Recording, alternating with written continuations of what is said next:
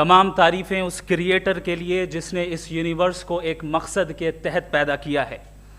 Respected जनाब जावेद अख्तर साहब, mister Saurabh Dwivedi और respected audience, thank you all for being here today. आज की डिबेट में चूंकि हम बात करने वाले हैं डज गॉड एग्जिस्ट के टॉपिक पर, तो ये एक ऐसा टॉपिक है जिसके मुताल्लिक कोई भी डिसीजन लेने के लिए अलग अलग स्टैंडर्ड्स हो सकते हैं। लिहाजा डिबेट के शुरू में ये ज़रूरी है कि हम ये जान लें कि आज के इस टॉपिक में कौन सा स्टैंडर्ड सही होगा और कौन सा गलत होगा। सबसे पहला स्टैंडर्ड जिसे मैं समझता हूँ कि हमारे रिस्पेक्टेड जनाब जावेद अख्तर साहब बड़ी तेज़ी के साथ उसकी तरफ लपकेंगे, वो है साइंस। जबकि साइंस दर हकीकत खुदा के एग्जिस्टेंस को डायरेक्टली साबित करने या उसके एग्जिस्टेंस को डिनाई करने के लिए स्टैंडर्ड नहीं बन सकती। और उसकी वजह क्या है, ये मैं नहीं कह रहा, ये वो लोग कह रहे हैं जो साइंस के एक्सपर्ट्स हैं। नेशनल एकेडमी ऑफ साइंस कहती है science doesn't have the processes to prove or disprove the existence of God. Why? क्योंकि साइंस का ताल्लुक एम्पेरिकल एविडेंस से है और एम्पेरिकल एविडेंसेस का ताल्लुक हमारे नेचुरल और फिजिकल वर्ल्ड से है, जबकि गॉड नॉन फिजिकल और सुपर नेचुरल रियलिटी है। लिहाजा नॉन फिजिकल रियलिटी को आप उस टूल के साथ नहीं चेक कर सकते जिसका काम फिजिकल रियलिटी को तलाश करना है। लिहाजा आज इस डिबेट में गॉड की एग्जिस्टेंस को साबित करने या उसे डिनाई करने में साइंटिफिक एविडेंस को एक्सेप्ट नहीं किया जाएगा। दूसरा स्टैंडर्ड हो सकता है रेविलेशन, कि रेविलेशन के जरिए हम ये साबित करें कि गॉड एग्जिस्ट करता है या नहीं।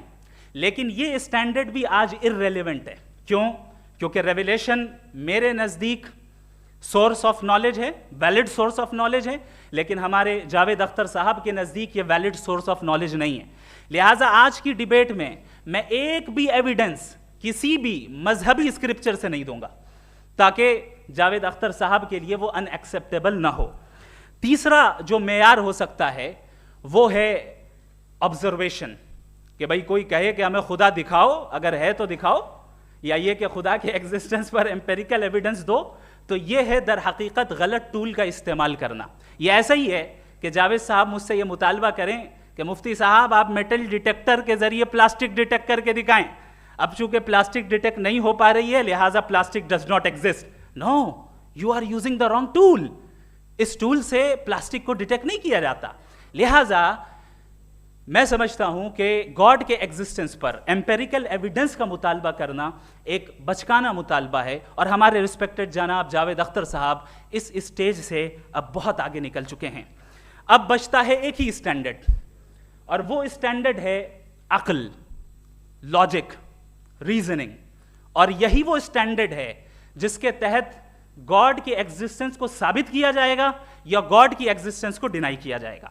लेकिन चूंकि ये बहुत इंपॉर्टेंट और सेंसिटिव टॉपिक है, इसलिए लॉजिकल आर्ग्यूमेंट भी ऐसा होना चाहिए जो डेफिनेटिव हो, इनडेफिनेटिव ना हो, जो 2 और 2 4 की तरह बिल्कुल वाजे हो, जिसे लॉजिकली रिजेक्ट करना पॉसिबल नहीं हो। फॉर एग्जाम्पल हम कहें हमारे रिस्पेक्टेड मिस्टर सौरभ साहब, ये एक इंसान है और तमाम इंसान कॉन्शियस बीइंग है। लिहाजा नतीजा क्या निकला, हमारे सौरभ साहब भी कॉन्शियस बीइंग है। क्या ये इनडेफिनेट आर्ग्यूमेंट है या डेफिनेट आर्ग्यूमेंट है? ये डेफिनेट आर्ग्यूमेंट है। ये 2 और 2 की तरह वाजे है, इसमें किसी तरह जो है लॉजिकली इसको रिजेक्ट नहीं किया जा सकता। तो अगर आज हमारे जावेद अख्तर साहब ऐसी कोई अकली दलील और लॉजिकल एविडेंस दें खुदा के ना होने पर जो डेफिनेट भी हो, तो मैं ये ऐलान करता हूं कि यकीनन मैं उस एविडेंस को कबूल करूंगा और उस पर गौर करूंगा। लेकिन साथ में ये भी ऐलान कर देता हूं प्रेडिक्शन के तौर पर कि ऐसा कोई डेफिनेट आर्ग्यूमेंट कोई नहीं पेश कर सकता। दलील हम देंगे और डेफिनेटिव दलील देंगे, लॉजिकल दलील देंगे, ऐसी दलील देंगे जो एंटायर एथिस्टिक वर्ल्ड उसे रेफ्यूट नहीं कर सकती। चलें अब हम एक एग्जाम्पल सोचते हैं, एक सिनेरियो, सिंपल सिनेरियो, तमाम ऑडियंस से गुजारिश है, हम और आप एक आइसोलेटेड आइलैंड पर हैं, ऐसा आइलैंड जहां पे हमसे पहले कोई कभी नहीं गया। चलते चलते आपके सामने अचानक आपने देखा एक पिंक कलर की बॉल पड़ी हुई है, सबसे पहला सवाल आपके जहन में क्या आएगा कि ये बॉल यहां क्यों आई, कैसे आई, ये पिंक कलर की ही क्यों है, कोई और कलर भी हो सकता था, ये इसी शेप में क्यों है, कोई और शेप भी हो सकता था। नेचुरली आप इस तरफ पहुंचेंगे कि कोई ना कोई है जिसने इन स्पेसिफिक प्रॉपर्टीज के साथ इस बॉल को बनाया है और यहां पे रखा है।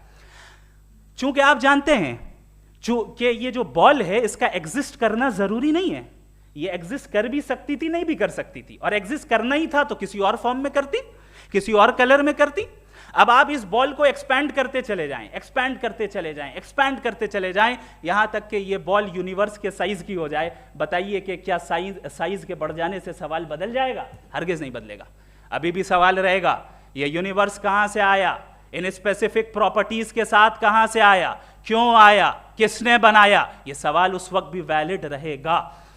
लेकिन ये सवाल अगर हम जनाब जावेद अख्तर साहब से करें तो चूंकि इनका वर्ल्ड व्यू एथिस्टिक है, और सिर्फ इनका नहीं, मतलब जितने भी एथिस्ट हैं और एथिस्टिक वर्ल्ड व्यू को रखने वाले से अगर आप ये सवाल करें कि ये यूनिवर्स कहां से आया, तो इनका जवाब या तो आर्ग्यूमेंट फ्रॉम इग्नोरेंस होगा या डॉगमेटिक होगा। या तो ये कहेंगे कि मुझे नहीं पता कि ये कहां से आया, लिहाजा गॉड डज नॉट एग्जिस्ट, ये आर्ग्यूमेंट फ्रॉम इग्नोरेंस है। या ये कहेंगे कि ये यूनिवर्स खुद ब खुद बन गया, इसका मतलब ये है कि उस बॉल को भी खुद ब खुद बन जाना चाहिए, लेकिन बॉल के ताल्लुक से ये एक्सप्लेनेशन एक्सेप्ट नहीं की जाएगी कि ये खुद ब खुद बन गई, लेकिन यूनिवर्स के ताल्लुक से कर दिया जाएगा। इसे हम दूसरे अल्फाज में डॉगमा भी कह सकते हैं। दूसरी चीज, हमारे जावेद अख्तर साहब जरूर गॉड ऑफ गैप्स की मिसाल भी जरूर देंगे, और मिसाल देंगे कि पहले ज़माने में बिजलियां कड़कती थी तो लोगों ने किसी एक खुदा की तरफ, और बारिश होती थी तो दूसरे खुदा की तरफ मंसूब कर दिया, उनके पास दलील नहीं थी। यह हमारा वर्ल्ड व्यू है ही नहीं, यह हमारा वर्ल्ड व्यू है ही नहीं, क्योंकि नेचुरल फिनोमेना के प्रोसेस की इंटरप्रिटेशन को जान लेने से यह कहां से साबित हो गया कि गॉड एग्जिस्ट नहीं करता है। इस पर मैं इंशाअल्लाह अभी आगे बात करूंगा। आप हजरात ये भी देखेंगे, और मैं ये एक्सपेक्ट करता हूं कि हमारे रिस्पेक्टेड जनाब जावेद अख्तर साहब जरूर इमोशनल आर्ग्यूमेंट्स भी देंगे, जो कि एक लॉजिकल फेलेसी है जब बात आती है ट्रुथ को डिसाइड करने में। क्यों? मिसाल के तौर पर वो कहेंगे कि अगर गॉड है तो ईविल क्यों एग्जिस्ट करता है, जबकि मैं कहता हूं ईविल का एग्जिस्ट करना गॉड के एग्जिस्ट करने की दलील है, उसके खिलाफ नहीं है। चूंकि अगर गॉड है तो हम सब उसके सामने अकाउंटेबल हैं, और अगर हम अकाउंटेबल हैं तो अकाउंटेबिलिटी के लिए ईविल का मौजूद होना जरूरी है, उसके बगैर हम अकाउंटेबल नहीं हो सकते। और अगर हम अकाउंटेबल नहीं हैं तो हम जनाब जावेद अख्तर साहब से पूछेंगे कि आप बताएं कि फिर सफरिंग इस दुनिया में क्यों है? अगर खुदा नहीं है तो सफरिंग क्यों है? और उन लोगों के जज्बे का क्या जिनके अंदर सफरिंग के बाद इंतकाम लेने का जज्बा पाया जाता है और वो इस दुनिया से ऐसे ही चले गए, क्या उनकी सारी तकलीफें बेकार चली जाएंगी? अब आ जाएं उसी एग्जाम्पल की तरफ कि बॉल, मुझसे अगर कोई पूछे इस बॉल को किसने बनाया और या इस एक्सपेंडेड बॉल को किसने बनाया, मैं कहूंगा कि चूंकि ये यूनिवर्स और इस यूनिवर्स की तमाम चीजें कॉन्टिंजेंट हैं। कॉन्टिंजेंट होने का मतलब ये होता है कि जो अपने एग्जिस्टेंस पे किसी के ऊपर डिपेंड करती हो, तो जाहिर है ये यूनिवर्स कॉन्टिंजेंट है। और अगर कोई चीज कॉन्टिंजेंट नहीं है तो मैं रिक्वेस्ट करूंगा कि मुझे दिखा दें कि कौन सी चीज यूनिवर्स में कॉन्टिंजेंट नहीं है, हम भी जरा गौर कर लें और हम भी देख लें।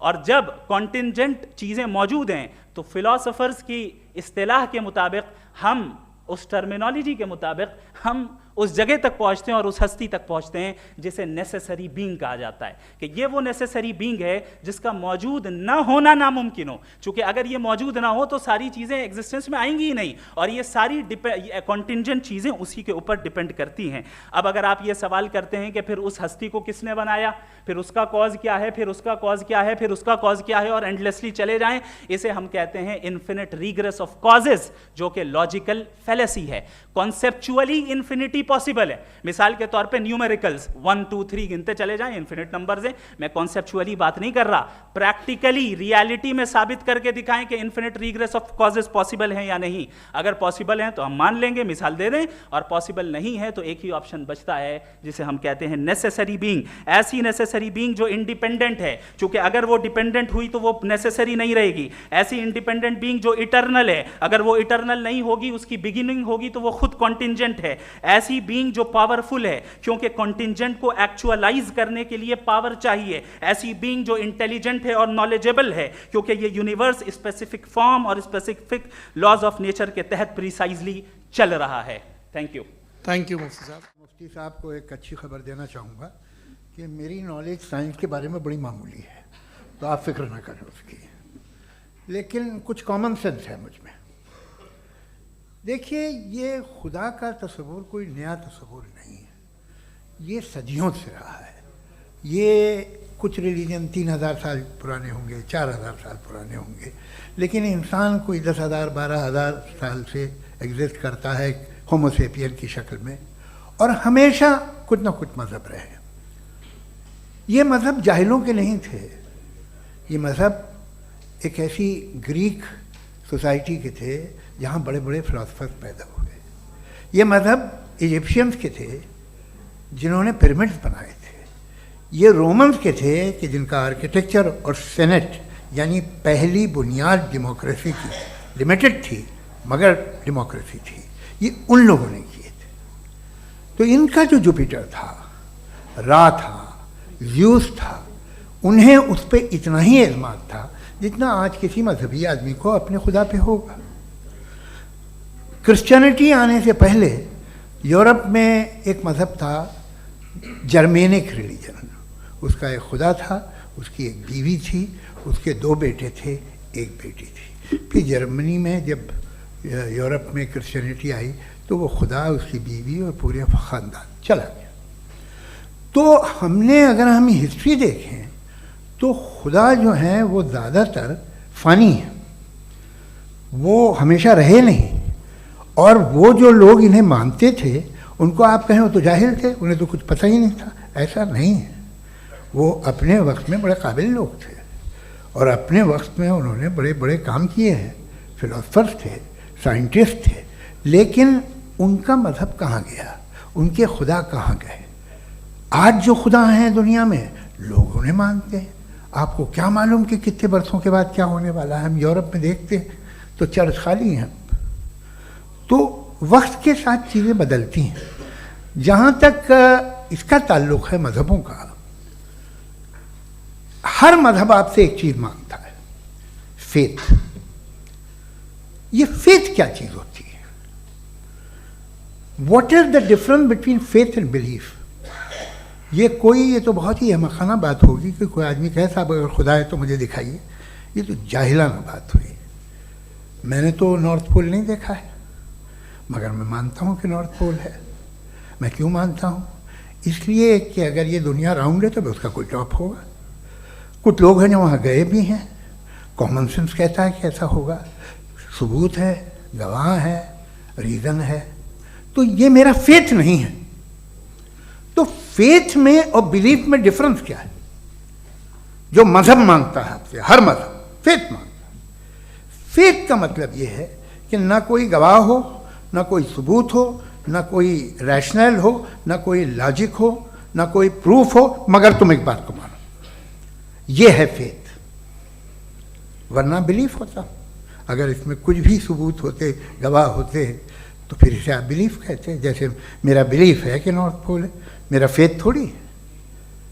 फेथ इन तमाम शर्तों को रद्द करता है। तो फिर स्टुपिडिटी क्या है? अगर मैं एक बात ऐसी मानूं जिसकी ना कोई लॉजिक है, ना कोई रैशनल है, ना कोई प्रूफ है, ना कोई गवाह है, ना कोई सबूत है, और मैं उसे मानूं, तो ये स्टुपिडिटी हुई। इसे ही भाई कल को मैं यकीन कर लूँ कि एलॉन मस्क जो है मेरा भाई है, तो मुझे इंतहाई खुशी होगी, सुकून भी बहुत मिलेगा मुझे। लेकिन और कहे भाई क्यों मानते हो, क्या सबूत है? भाई वो तो अमेरिकन है और तुम तो इंडियन हो, वो तो नस्ल अलग है, तुम्हें कभी मिले भी नहीं। साहब देखिए, मेरा फेथ है, इस पर बात ना किया। फेथ का मतलब ही यह है कि आप प्रूव नहीं कर सकते। अगर आप प्रूव कर सकते हो तो फेथ की ज़रूरत ही नहीं, फिर तो आप बात करेंगे, आप कितनी बहस कर लीजिए। अल्टीमेटली दुनिया का हर मज़हब फेथ पे टिका है, और फेथ का मतलब है एक ऐसा यकीन जिसका कोई सबूत, कोई गवाह, कोई रैशनल नहीं। अब आप ये कहें, क्या आप ये क्यों कह रहे हैं कि साहब ये कायनात किसने बनाई? कमाल ये है कि आपने बताया कि एक आइलैंड पे गए और एक बॉल देखी। आपने ये नहीं कहा कि आइलैंड किसने बनाया, आपको सिर्फ बॉल पे हैरत हुई। हमने आइलैंड पे हमने हैरत नहीं की, होते हैं आइलैंड। इसी तरह ये आइलैंड है, सितारे, ये गैलेक्सीज, ये सब आइलैंड हैं खला में। हम उन्हें टेकन फॉर ग्रांटेड लेते हैं, हम पूछते नहीं कैसे बनाए। आपने जजीरे के बारे में भी नहीं पूछा है। मेरी पैदाइश कैसे हुई? क्या मैं प्लान्ड पैदा हुआ था? I was plan to be born, या एक लकी स्पर्म था जो किसी एग से चिपक गया? मेरी पैदाइश रैंडम। और इंसाफ जिसे आप कहते हैं, इंसाफ का तो नेचर से कोई वास्ता ही नहीं। जो आप कहते हैं कि एक दिन इंसाफ मिलेगा, इंसाफ is a human concept, nature में कोई इंसाफ नहीं। अगर शेर हिरन को खा जाता है तो उसे कोई सजा नहीं मिलती। अगर एक आंधी आती है और हरे भरे पेड़ों को उखाड़ के फेंक देती है तो आंधियों की जेल नहीं होती है। नेचर में इंसाफ नहीं, इसलिए मुझे नेचर को इंसाफ की ज़रूरत भी नहीं। नेचर तमाम एक है। अब हम कहें कि साहब ये देखिए जो मैंने खाना खाया था, ये मेरी आँख तो नहीं यूँ कर दिया उसे, तो इसे सज़ा मिलनी नहीं, वो सिस्टम है, ऐसे ही चल रहा है। नेचर बगैर इंसाफ के है। इंसाफ इज अ ह्यूमन कॉन्सेप्ट। तो जो आपसे कहता है कि मैं तुम्हें इंसाफ दूंगा, वो इंसानी जहन की पैदावार है। ये नेचुरल है ही नहीं, ये आसमानी है ही नहीं। नेचर का तसव्वुर, इंसाफ का तसव्वुर। भाई आप साथ मिलते हैं, अब आप लेफ्ट हैंड ड्राइव करते हैं, ये क्या है? तमाम सच, तमाम नेकी, तमाम शराफत लेफ्ट हैंड ड्राइव है। वरना क्या होगा, या तो आप क्रॉस कर देंगे, आपका एक्सीडेंट हो जाएगा, या आप किसी को मार देंगे, या ट्रैफिक जैम हो जाएगा। झूठ, बेईमानी, रिश्वतखोरी, ये तमाम जो है driving on the wrong side है। इसके ऊपर कुछ नहीं। ये तो हमने बनाया, जैसे हमने लेफ्ट हैंड ड्राइव बनाई है। ये कॉन्सेप्ट ऑफ इंसाफ जो है ये हमारा है, इसका नेचर से कोई वास्ता नहीं। शेर खा जाता है हिरन को, उसे जेल होती है क्या? कुछ भी नहीं, है ही नहीं। तो ये जो दुनिया के रिलीजन प्रॉमिस करते हैं आपसे इंसाफ, इसी से मालूम होता है कि ये मैन मेड है। ये तसव्वुर कहीं और का है ही नहीं। जो नेचर है, कुछ लोग कहते हैं नेचर ही खुदा है, तो नेचर में तो इंसाफ नहीं कहीं। और आप वादा कर रहे हैं कि तुम्हें मरने के बाद इंसाफ मिलेगा। मुझे अगर मिलेगा तो मैं बहुत खुश हूँगा, लेकिन मैं यकीन नहीं कर पाता हूँ, इसलिए कि मैं फेथ नहीं पैदा कर सकता। The very fact that religions demand faith, इसका मतलब है कि उनके पास जस्टिफिकेशन नहीं है। अच्छा था, फिर रिलीजन अगर मॉडरेशन में है, कोई सा भी नहीं, वो आप में कुछ खूबियाँ भी पैदा करता होगा। देखिए उससे ये फ़ायदा है, वो फ़ायदा है। अल्कोहल जो है वो ज़्यादातर दवाओं में यूज़ होती है, और एक सर्वे किया गया था अमेरिका में कि लॉन्जिटिविटी किन लोगों की है। तो एक तरफ वो लोग थे जो शराब पीते ही नहीं थे, और एक तरफ वो थे जो एक बोतल शराब रोज़ पीते थे। सबसे ज़्यादा लंबी उम्र उनकी है जो 2 पैग नाप के शराब पीते और खाना खाते हैं। मगर हम शराब को बुरा समझते हैं, मैं भी बुरा समझता हूँ। क्यों? ऐसा होता नहीं। कुछ चीज़ों में आदत होती है कि वो बढ़ती है। आज तक में एक आदमी दूध पीता है, आप 10 साल बाद भी मिलेंगे तो एक ही गिलास पीता होगा। ऐसा नहीं होता, सुबह से दूध पीता रहता है। मिल्कोहलिक मैंने नहीं देखे, अल्कोहलिक होते हैं। ये टेंडेंसी है मजहब की कि वो बढ़ता है, जैसे कैंसर बढ़ता है, जैसे शराब बढ़ती है।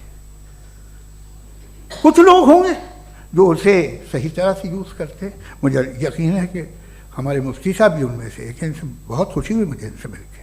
लेकिन कितने लोग हैं कि आज आप देखते हैं दुनिया में जो तबाहियाँ हैं, इनमें कितना हाथ है उन लोगों का जो बिलीवर कहते था मजहब ये नहीं कहता, ना कहता होगा, मगर जब ये मजहब पीते हैं तो ऐसे बिहेव करते हैं। थोड़ा सा अगर हो तो शायद बहुत अच्छी बात, लेकिन शराब थोड़ी सी नहीं रहती, उसमें टेंडेंसी है पहले। थोड़ा सा अगर 2-3 कैंसर के सेल हो ना बॉडी में तो आदमी इससे में रहेगा, लेकिन वो 2-3 सेल नहीं रहते, वो मल्टीप्लाई होते हैं। जावेद साहब टाइम पूरा हो गया। टाइम हो गया, तो बस बात खत्म हो गई। अच्छा, मुझे कुछ और कहने को था भी नहीं। Thank you very much Javed साहब, आपकी बात को सुनकर बड़े महजूज हुए हम लोग। महजूज, do you understand? We enjoyed.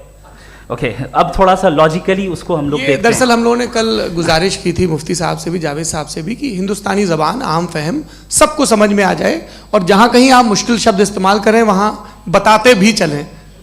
Thank you. तो सबसे पहले हमारे रिस्पेक्टेड जावेद साहब ने हवाला दिया कि खुदा फ़ानी है।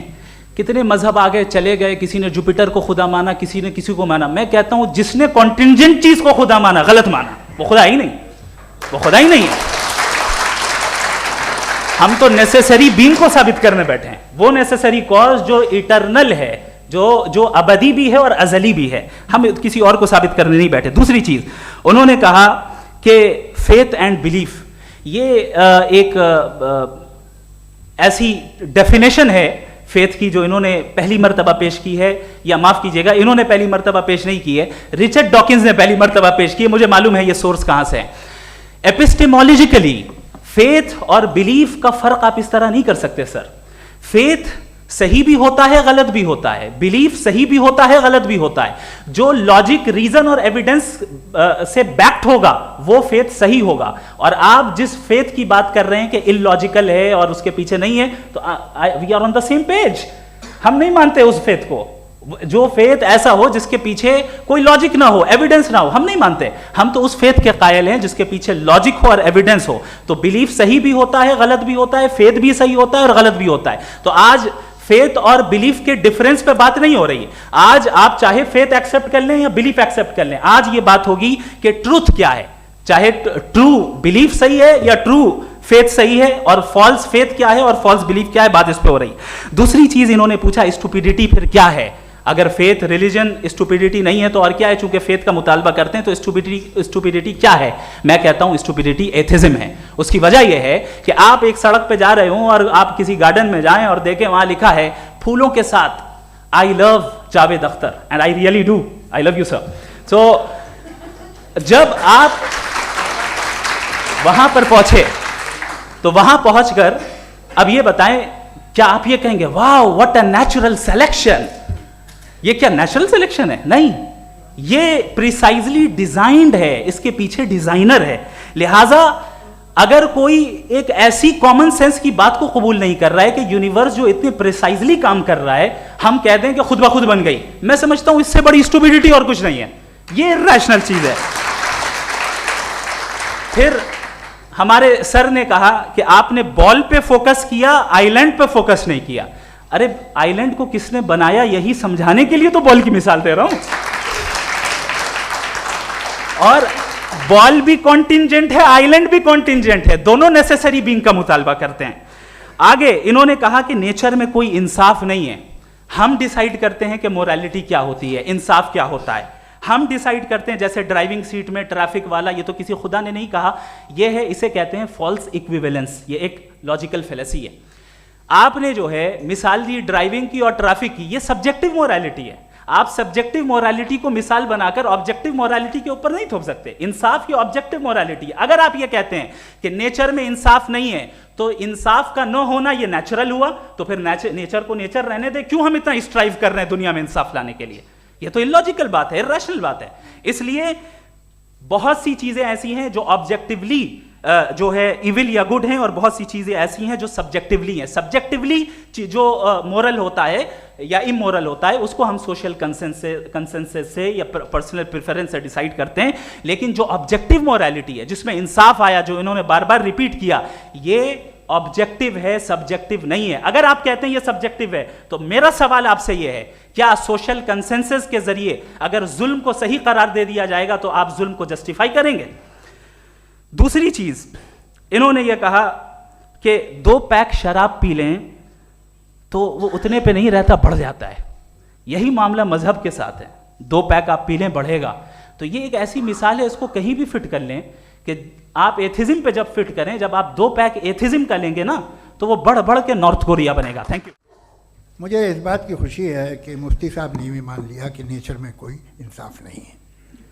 तो कोई भी चीज़ जो इंसान ने नहीं बनाई है उसमें इंसाफ नहीं होता है। एक बात मैं आपसे अर्ज़ करूँ, ज़रा पता लगा लीजिएगा, ये जो आप बाग में जाते हैं बेहद खूबसूरत फूल देखते हैं ना, इनमें से कोई नेचुरल नहीं है। ये सारे फूल क्रॉस करके बनाए गए हैं। जो जंगल में फूल होते हैं नहायत मामूली होते हैं, ये फूल इंसानों ने बनाए हैं। जो आप बाग में देख के वाह वाह कहते हैं, ये इंसानों के बनाए हुए हैं। डिफरेंट फूलों को क्रॉस करके, डेवलप करके, फिर क्रॉस करके इस तरह से बनाए गए। नेचुरल फ्लावर नहीं। किसी जंगल वीरान में जाके आप गुलाब के फूल नहीं देखेंगे। ये सब बनाए हुए इंसान ने, बहुत से काम इंसान ने किए हैं। बाकी है कि आपने मेरी एक बात का जवाब नहीं दिया, जिससे मुझे शिकायत है कि फेथ क्या है और आप फेथ मांगते क्यों हैं मुझसे। आप तो लॉजिकल हैं, आपके पास तो सारे रैशनल्स हैं, आपके पास सारे सबूत हैं, तो आपको फेथ की डिमांड क्यों करते हैं कि भाई तुम सरेंडर कर दो और सवाल मत करो। कोई मजहब सारे सवाल करने की इजाज़त नहीं देता है और मना करता है कि ज़्यादा सवाल ना करो, बहक जाओगे तुम। आप क्यों रोकते हैं? हकीकत यह है कि इंसानी तारीख क्या है। इंसानी तारीख ये है कि दुनिया में दो तरह के लोग हुए हैं। एक वो जिन्होंने अपनी लाइल्मी की परस्तिश की है, दूसरे वो जिन्होंने अपनी इग्नोरेंस या लाइल्मी से झगड़ा किया है और मालूम किया है कि क्या है। ये जो आप कह रहे हैं, आज आप हैरान हैं कि भाई ये यूनिवर्स कैसे बनी। लोग हैरान थे कि सूरज डूबता है तो इधर से कैसे निकलता है। और आप एक कदम जाके हमेशा का मानने को तैयार है, एक कदम पीछे ही मान जाइए। भाई आप इसके बाद जाते हो, कहते सवाल ना करना कि ये कहाँ से आया, ये पावर तो हमेशा से हमेशा रहेगी। तो आप यूनिवर्स के बारे में मानने में क्या तकलीफ है? एक कदम पहले रुक जाइए। ये हमेशा से थी या नहीं थी, हमें मालूम नहीं है। और ये कहना कि हमें मालूम नहीं है, कमाल ये है कि दुनिया के सारे मज़हब सब जानते हैं ये दुनिया कैसे बनी थी, कैसे मिटेगी, मरने के बाद क्या होगा, इनको सब इल्म है। इनको किसी को डायनासोर होते थे पहले ये नहीं पता था, किसी को नहीं पता।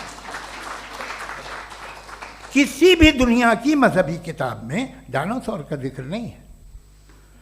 लेकिन बाकी सब बातें, how to make universe in 4 easy lessons and बाकी सब पता है। जिसको सब पता है वो गड़बड़ है। हम में ये इंकिसार, ये ह्यूमिलिटी होनी चाहिए कि हम ये कहें कि हमें ये बहुत सारी बातें नहीं मालूम, लेकिन हम उनकी परस्तिश ना करें, अपनी लाइल्मी को की परस्तिश ना करें, हम उसे पता लगाने की कोशिश करें। जिस दुनिया में आप बैठे हैं सर, ये हॉल जो है, ये इलेक्ट्रिसिटी जो है, ये माइक जो है, जिस हवाई जहाज से आप आए थे, वो जिस कार से आप यहाँ आए हैं, ये सब उन लोगों की बनाई हुई है जिन्होंने सवाल किए थे। ये दुनिया जिसमें आप आज आराम से हैं, ये उन लोगों की बनाई है कि जिन्होंने सवाल किए थे। और हर स्टेज पे इन सवालों को मकरूह कहा गया था, गलत कहा गया था। आप ज़रा तारीख पढ़िए, एक बड़ी दिलचस्प किताब है बर्ट्रैंड रसेल की, जिसमें उसने रिलीजन एंड साइंस कि कब से रिलीजन जो है साइंस के अगेंस्ट है। और हद तो ये है कि भाप के इंजन के खिलाफ थे, स्टीम इंजन के भी खिलाफ थे, और फतवे हुए उन पर, वेटिकन ने दिए।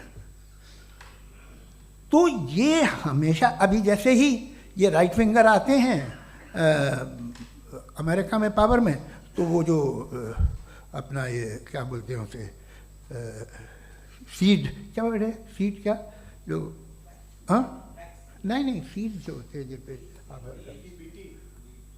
जी नहीं भाई, वो जो ह्यूमन बॉडी के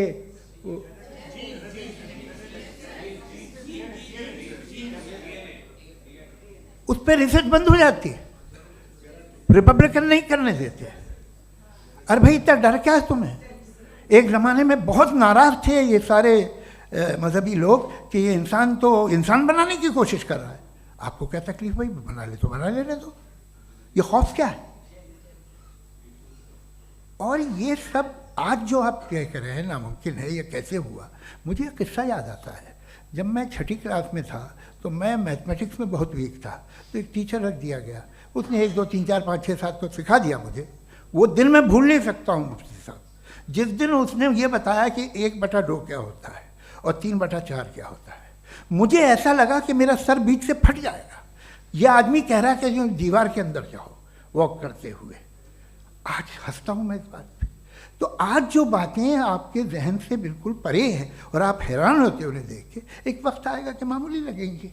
और हुआ है, आपकी इंसानी तारीख ही है। इतनी जल्दी सारे फैसले आप मत कर लीजिए, थोड़ा ये ह्यूमिलिटी रखिए कि भाई ये हमें नहीं मालूम। ये कहने में क्या आ रहा है, ये यूनिवर्स कहाँ तक फैली, ये कब से है और कब तक रहेगी, हमें नहीं मालूम। आपने फैसला कर लिया कब बनी। ये आपके हिसाब से कोई 14 बिलियन ईयर बनी जो समझा जाता है। उससे पहले हजारों करोड़ों अरबों साल तक खुदा बैठा क्या कर रहा था? खामोश बैठा था, ऐसी जमाइयाँ ले रहा था। फिर उसे आइडिया है, यार एक काम करते, वक्त अच्छा गुजर जाएगा, यूनिवर्स बनाते। सोचिए, वो तो हमेशा से है ना, मगर यूनिवर्स हमेशा से नहीं है, ये तो बनाई गई है। और उससे पहले क्या था, इनका क्या काम था? कैसी बात है, ये बड़ा आसान है। जो बात हमें आज धीरे धीरे पता चली है, बरसों 2000 और 2500 साल पहले आपको किसी ने बता दिया कि क्या था, आप मान गए, और तब से वही मान रहे हैं जो 2500 साल पहले कहा गया था। सब कुछ बदल गया है, सॉल्व हो रही हैं चीज़ें। अभी साइंस बिल्कुल दावा नहीं करती, या कोई फिलोसफर ये दावा नहीं करता कि हमें सब मालूम, बल्कि वो कहता है कि हमें जितना मालूम होता है उससे ये मालूम होता है कि हमें कितना कम मालूम। तो हम अपनी जहालत से लड़े, उसकी परस्तिश न करें। जी, टाइम, थैंक यू।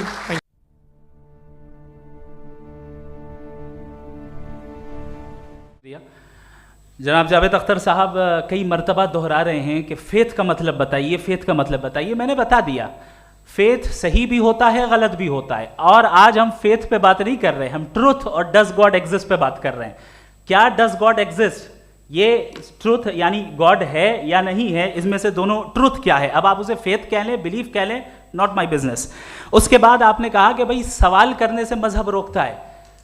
मैं कहता हूं जो रोकता है वो रोकता होगा, मैं नहीं रोकता, बल्कि सवाल करें, सवाल करना चाहिए। सवाल कर करके तो हम आगे बढ़ते हैं, तरक्की करते हैं, और इसीलिए मैं आज यहाँ पे आया हूँ। लेकिन सवाल सिर्फ खुदा से नहीं होगा, आपसे भी होगा।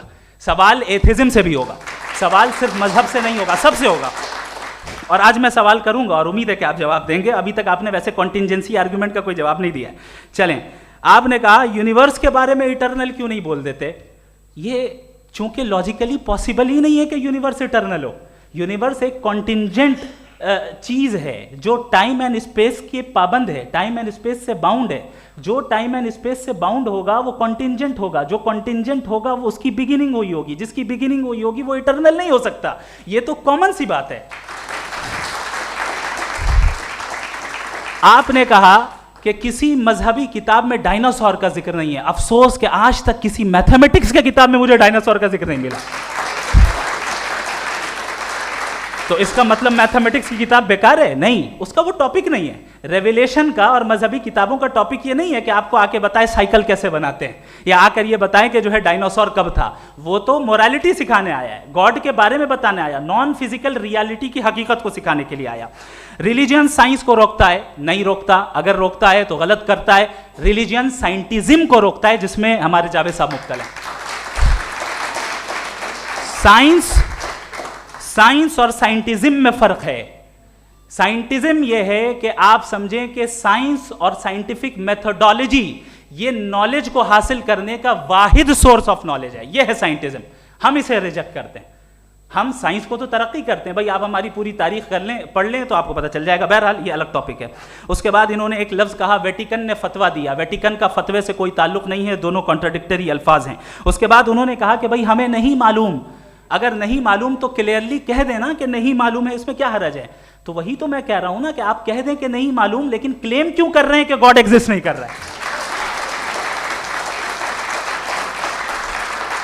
आप कह दें नहीं मालूम है, हो सकता है हो सकता ना हो, लेकिन आप क्लेम कर रहे हैं। The moment you say God does not exist, this is a claim, and now the burden of proof is upon you too, जैसे हमारे ऊपर है। और क्यों है मैं बताता हूं, क्यों है ये भी मैं बताता हूं। फिलोसॉफिकली जो क्लेम होता है ना, सिर्फ ये नहीं होता कि इंसान कहे पॉजिटिव क्लेम करे और नेगेटिव क्लेम करे तो बर्डन ऑफ प्रूफ नहीं है। आप मिसाल के तौर पे मैं कहूं कि फुला उस कमरे में कोई नहीं है, मैंने एक नॉलेज का क्लेम किया है, उस कमरे में कोई नहीं है, मैंने एक नॉलेज का क्लेम किया, या तो मैं कहूं मुझे नहीं पता, हो भी सकता है नहीं भी हो सकता है, this is not a claim. लेकिन जब मैं कह रहा हूं कि वहां कोई नहीं है या मैं कह रहा हूं वहां कोई है, दोनों क्लेम है और दोनों के ऊपर बर्डन ऑफ प्रूफ है, हमारे ऊपर भी बर्डन ऑफ प्रूफ है, मैंने कंटिजेंसी आर्ग्यूमेंट दिया, इसे तोड़कर दिखाइए। आखिरी चीज, इन्होंने कहा कि खुदा दुनिया बनाने से पहले 150 साल पहले या करोड़ों साल पहले क्या कर रहा था। अरे हजरत, चलें बहरहाल मैं जवाब दे देता हूं, आप हमारे रिस्पेक्टेड पर्सनैलिटी हैं, अगर आप नहीं होते तो मैं ऐसे एंटरटेन ही नहीं करता।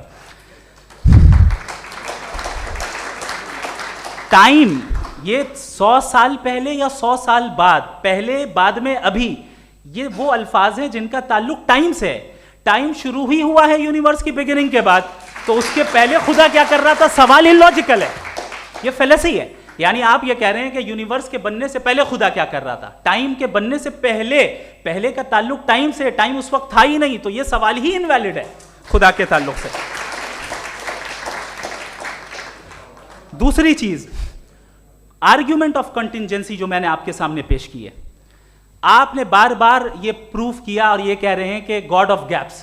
देखिए पहले नहीं मालूम था, साइंस ने कर दिया। सिंपल्स की मिसाल से मैं समझा देता हूं। जिस गैप्स की आप बात कर रहे हैं ना, साइंस उन गैप्स को जिन चीज के जरिए भी प्रूव करेगा वो कॉन्टिंजेंट ही होगा, अब चाहे वो फोर्स हो, मैटर हो या एनर्जी हो। लिहाजा सवाल हमारा उस वक्त भी वैलिड होगा जब तक कि आप नेसेसरी बीइंग पे ना आ जाएं, और इन्फिनिट रिगरेस पॉसिबल नहीं है of causes in practical world, तो जाहिर है कहीं रुकना पड़ेगा, जहां रुकेंगे वही खुदा है। दूसरी चीज, आपने ये कहा, क्या कह रहा था मैं, किस पॉइंट को? What? Oh no, after that, just now. हाँ, जहां रुकेंगे वही खुदा है। बहरहाल, तो टाइम का जिक्र हो गया, गॉड ऑफ गैप, सॉरी, या इसकी एक मिसाल आप ले लें। एक कार है, एक साहब ने देखा कि भाई कार जो है उसके व्हील्स कितने अच्छे लगे हुए हैं, सही जगह पे, स्टीयरिंग जो है कितने अच्छे जगह पे लगी हुई है, और सीट्स कितने वेल डिजाइंड है, कितनी प्रिसाइजली ये कार काम कर रही है, तो जरूर कोई ना कोई इसे क्रिएट किया है, किसी ने क्रिएट किया है। अब जावेद साहब आए और कहे अरे जनाब बोनेट खोलिए, इसमें इंजन है, इंजन इस कार को चला रहा है, hence prove no one has created the car. This is illogical, this is irrational. आपने इंजन के जरिए उस गैप को तो साबित किया, लेकिन क्या उससे कार की जो क्रिएशन है और उसका जो क्रिएटर है ये इम्पॉसिबल हो जाए, ऐसा पॉसिबल है? उसका सवाल खत्म हो जाए, ऐसा पॉसिबल है? नहीं। आपने गैप्स को फिल करके, कॉन्टिंजेंट चीजों से गैप्स को फिल करके हमारे ऑब्जर्वेशन को और ब्रॉड कर दिया। अब हमें और पता चल गया कि ये जो कार है इसका सिस्टम कितना ज्यादा कॉम्प्लेक्स है। पहले कम समझते थे, अब कॉम्प्लेक्सिटी और ज्यादा वाजे हो गई। अब हमें समझ में आ रहा है कि हमारी सर्टेनिटी और बढ़ गई कि जरूर इस कार को किसी ना किसी ने बनाया। यही मामला यूनिवर्स का है। साइंस हमेशा फिजिकल वर्ल्ड की चीजों को ही फिल करती जाएगी और फिजिकल चीजों से ही करती जाएगी, चूंकि एम्पेरिकल एविडेंस का ताल्लुक फिजिकल वर्ल्ड से है। आप साइंस के जरिए मेटाफिजिकल रियलिटी को कभी साबित नहीं कर सकते। ये रॉन्ग टूल का इस्तेमाल करना है। ये वही काम है कि आप मेटल डिटेक्टर से प्लास्टिक डिटेक्टर करने चलें, जो कि जाहिर है सही नहीं है। अर्ज करूं कि आपने कहा कि जब कायनात ही नहीं थी तो वक्त भी नहीं था, कुछ भी नहीं था। कैसे नहीं था? खुदा था। एक एग्जिस्टेंस तो था ना खुदा का। तो जब खुदा था तो वक्त भी होगा। ऐसा नहीं है कि कुछ भी नहीं था, खुदा था। अच्छा, बाकी है कि आपने कहा साहब आप साबित कीजिए, आपके पास भी लॉजिक है, मेरे पास भी लॉजिक है। आप मेरा जिम्मेदारी नहीं है साबित करना कि खुदा है। बर्ट्रैंड रसेल ने बड़ी अच्छी बात कही। बर्ट्रैंड रसेल ने बड़ी अच्छी बात कही। मैं आपसे अगर ये दावा करूं कि एक चाय की केतली मरीख के चारों तरफ घूम रही है, मार्स के चारों तरफ, तो यह आपका काम नहीं है कि आप साबित करें कि कोई चाय की केतली नहीं है। ये मेरा काम है, मैंने दावा किया है। ये दावा तो मजहबी लोग करते हैं कि खुदा है। मैं क्यों साबित करूं कि नहीं है? जब तक आप मुझे कन्विंस नहीं कर देंगे मैं नहीं मानूंगा। आपकी जिम्मेदारी है, मेरी जिम्मेदारी नहीं है। दोयम ये कि ये जो आप कह रहे हैं, जो गैप्स हैं, ये गैप जब जब किसी मजहब को चैलेंज करते हैं जब ऐसा कोई बात आती है तो हंगामा हो जाता कि जब वो चैलेंज करें किसी फेथ को। ये तमाम साइंस जो है इसे मुख्तलिफ जगहों पे मुख्तलिफ वक्तों में मज़हब ने रोकने की कोशिश की है। ये किताब है religion and science Burton Russell की, पढ़िएगा, अच्छी लगेगी आपको। तारीख़ ही है साइंस, मज़हब की साइंस से उसका यही रिश्ता है।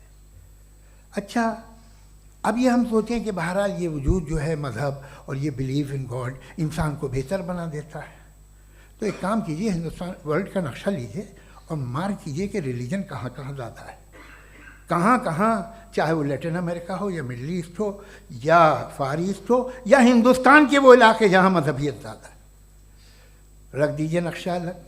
अब दूसरा नक्शा कि कहाँ कहाँ नाइंसाफ़ी, रिप्रेशन, औरतों के हुकूक की पामाली, जुल्म, डिक्टेटरशिप कहाँ है, नक्शा एक ही होगा।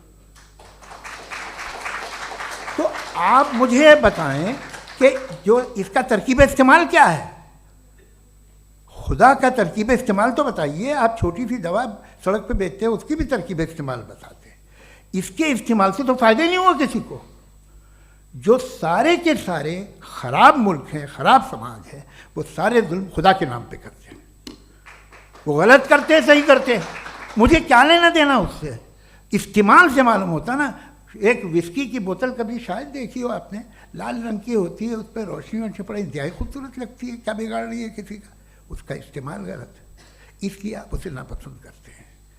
इसका इस्तेमाल गलत है, इस तसव्वुर का इस्तेमाल ही गलत है और हमेशा से गलत हुआ है। आप देख लीजिए, इंसानी तारीख देख लीजिए, आज देख लीजिए, हिंदुस्तान देखिए, दुनिया देख लीजिए क्या हो रहा है। इसे कैसे इस्तेमाल कर रहे हैं फेथ वाले लोग? क्या फेयर हैं, जस्ट हैं, जो अपने खुदाओं पे यकीन रखते हैं? वो किस तरह के लोग हैं? वो लोगों को इंसाफ देते हैं, वो बेहतर इंसान बने। तो इस दवा का फ़ायदा क्या है? चलो बहुत फ़ायदा हो रहा तो मैं इस्तेमाल कर लूँगा, मगर मुझे तो इस दवा का कोई फ़ायदा दिखता ही नहीं। मुझे तो ऐसा लगता, मैं एक और बात बताऊँ, अगर कोई आदमी मजहबी है और अच्छा आदमी है तो मैं उसकी बहुत इज्जत करता हूँ, इसलिए कि मेरा ख्याल है मजहबी आदमी का अच्छा होना मुझसे अच्छा होने से ज़्यादा मुश्किल है। भाई हर चीज़ की एक लिमिट है। आप इतना भाग सकते हैं, इतना नहीं भाग सकते, इतना वज़न उठा सकते, इतना नहीं उठा सकते, इतना दूर देख सकते हैं, इतना दूर नहीं देख सकते। उसी तरह कॉमन सेंस कहता है कि आप में नेकी का भी एक कोटा होगा। अब आप अगर सुबह जाते हैं अपनी इबादत गाह और इबादत करते हैं, तो बाहर निकलते हैं तो आप तो यही महसूस करते हैं कि आपने एक बहुत अच्छा काम किया, आपकी नेकी का एक बहुत बड़ा कोटा खर्च हो गया जिससे किसी का कोई फ़ायदा नहीं। मैं तो नहीं जाता हूँ तो मुझे तो किसी को खाना खिलाना पड़ेगा, किसी बेवा की मदद करनी पड़ेगी। मैं अपना कोटा कैसे कंज्यूम करूँ? आप अपना कोटा, सारे मजहबी लोग इंतहाई यूजलेस कामों में यूज़ करते हैं। उसके बाद भी अगर आप में बच्ची है थोड़ी सी शराफत, तो भाई वाह, क्या बात है।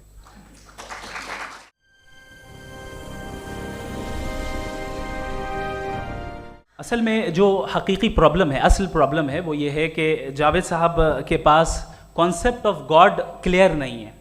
इन्होंने कहा कि कायनात से पहले खुदा तो था, तब भी तो टाइम होगा। ये टाइम कायनात का हिस्सा है। हम खुदा, उस खुदा को मानते हैं, नेसेसरी बीइंग का टाइमलेस होना ज़रूरी है, चूँकि वो टाइम का क्रिएटर है। जब उसने टाइम को क्रिएट किया तो वो खुद टाइम पे कैसे होगा? उसने जब स्पेस को क्रिएट किया तो खुद स्पेस में कैसे होगा? अगर वो टाइम एंड स्पेस को पहले से ही उसका पाबंद है तो फिर किस चीज़ को उसने क्रिएट किया? लिहाजा ये सवाल गलत है कि खुदा था तो टाइम होगा। बिल्कुल नहीं, टाइम के पाबंद हम हैं, खुदा नहीं है। हम फिजिकल वर्ल्ड से ताल्लुक़ रखते हैं, वो मेटाफिजिकल रियलिटी है। दूसरी चीज़ इन्होंने मिसाल दी कि चाय की केतली हवा में घूम रही होगी, और पता नहीं शायद वो बर्टन रसल का उन्होंने हवाला दिया। बहरहाल यही प्रॉब्लम है। प्रॉब्लम यही है कि हम चीज़ों के दरमियान डिफ्रेंशिएट नहीं कर पाते हैं। ये जो आपने मिसाल दी ये इमेजिनेशन है, और मैं जो साबित कर रहा हूँ वो लॉजिकल नेसेसिटी है। आप इमेजिन करने आए तो कुछ भी करें, जुपिटर में पिंक एलिफेंट होगा, यूनिकॉर्न होगा, करें, उससे कायनात पे क्या फ़र्क पड़ता है? उससे आप लॉजिकल नेसेसिटी साबित नहीं कर सकते। मैं तो उस प्राइम कॉज की बात कर रहा हूं, उस नेसेसरी बीइंग की बात कर रहा हूं जिसके बगैर इस कायनात का एग्जिस्टेंस मुमकिन नहीं है। दूसरी चीज़, मजहब को साइंस चैलेंज करती है वगैरह वगैरह, ये हमारा टॉपिक ही नहीं है।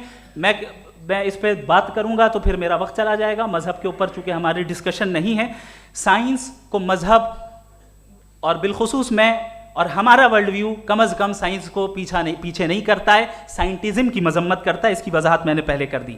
दूसरी चीज़ इन्होंने कहा वर्ल्ड का नक्शा लीजिए, वर्ल्ड मैप लीजिए, दो अलग अलग जगह की। हज़रत मैंने ये होमवर्क किया था और मैंने मिडिल ईस्ट का एक नक्शा लिया और यूरोप का एक नक्शा लिया, ये मजहबी इलाका और ये लिबरल और एथीस्ट इलाका। मुझे पता चला कि सबसे ज़्यादा रेप केसेस जो हैं वहाँ पर है।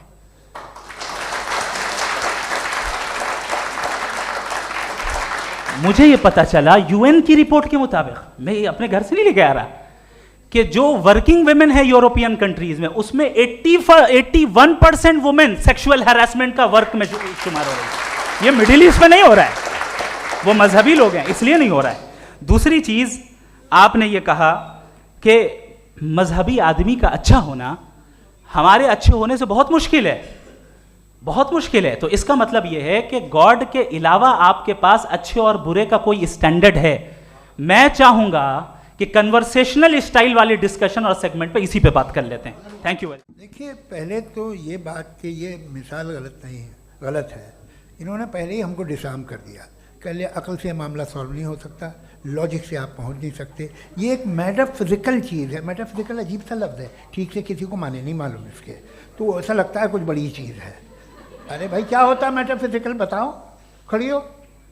ये एक लफ्ज़ है जो कहीं भी इस्तेमाल हो जाता है। जब आप एक बात कर रहे हैं और आप मुझसे बहस कर रहे हैं तो मुझे मेटाफिजिकल मत बताइए, आप लॉजिकली मुझे प्रूव किए। और अगर लॉजिकली आप नहीं बात करते साहब ये मेटाफिजिकल है, तो फिर हम आप बात क्या कर रहे हैं? मेरा आपका किस ज़बान में कॉन्वर्सेशन होगा? और ये कहना कि वक्त पहले नहीं था, तो फिर क्यों कहते हैं ये हमेशा से और हमेशा रहेगा? हमेशा वक्त है, तो आप कैसे कहते हैं वो हमेशा से है और हमेशा रहेगा? हमेशा का मतलब है कोई वक्त, अगर वक्त ही नहीं है तो हमेशा कैसे? बाहर वो रहेगा। अब मैं ये देखता हूँ, आपने कहा ना कि वहाँ रेप ज़्यादा होते हैं, तो हम एक बात देखते हैं कि ये दुनिया जिस पे वो कादर मुतलक है, जिसकी मर्ज़ी के बगैर पत्ता भी नहीं हिलता, ओमनीपोटेंट है, ये दुनिया चल कैसे रही है? और इस दुनिया का हाल क्या है? 45,000 बच्चे जो 10 साल की उम्र से कम थे वो गाजा में मरे। भूख से काला हांडी में बच्चे मरते हैं और डिप्थेरिया से मरते हैं। डिप्थेरिया अजीब मर्ज है, गले में जाली बनना शुरू होती है, बच्चा नीला हो जाता है, गरीब का बच्चा, इसलिए कि उपास इलाज में। ये कादर मुतलक है जो चाहे कर दे। इससे आप दुआएं मांगते हैं हमारी ये काम कर दे वो कर दे, तो इसका मतलब डे टू डे लाइफ में वो इंटरफेयर करता है और ये देख रहा है वो। अगर वो वाकई भी है फॉर डिस्कशन सेक, तो मैं जब दुनिया देखता हूँ तो मेरे दिल में उसके लिए कोई इज्जत नहीं पैदा होती। ये क्या कर रहे हो तुम पूरे ऑल पावरफुल हो, ओमनीपोटेंट हो, ओमनी प्रेजेंट हो। तुम तो वहाँ गाजा में रहे होगे ना, तुम हर जगह हो। तुम देख रहे थे कि बच्चे की कैसे धज्जियाँ उड़ रही, तुम देख रहे थे और तुम चाहते हो मैं तुम्हारी परस्तिश करूँगा, तुम हो भी। अरे यार, इससे अच्छे तो हमारे चीफ प्राइम मिनिस्टर हैं, कुछ तो ख्याल करते हैं। कमाल है, आप किसकी इबादत कर रहे हैं? अगर वो है भी, ये दुनिया नाइंसाफी से, जुल्म से, जबर से, तशद्दुद से भरी हुई। और आप ये मत कहिएगा कि वो देख रहा है और वो बताएगा एक दिन। अगर वो देख रहा है और इंटरफेयर नहीं करता तो आप दुआ क्यों मांगते? आप कहते हैं मेरा ये काम करा दे, इसके मतलब है वो दखल दे सकता है, वो आपको नौकरी दिलवा सकता है, भले दूसरे आदमी को न मिले, मगर आपका काम कर देगा चूंकि आपने दुआ मांगी है। तो जब वो आपको नौकरी दिला सकता है, लड़की की शादी कर सकता है, बेटे को ग्रीन कार्ड दिलवा सकता है, तो कम से कम ये जो मर रहे हैं बच्चे, इनको रोक दे, कुछ तो करे। मुझे तो दुनिया में, इस दुनिया का कोई मालिक है, इसका ओमनीपोटेंट कोई रूलर है, और ये दुनिया ऐसी चल रही है। मैं तो चाहूँगा कि भाई ना हो, अगर हो तो बड़ी शर्मिंदगी की बात है। शुक्रिया।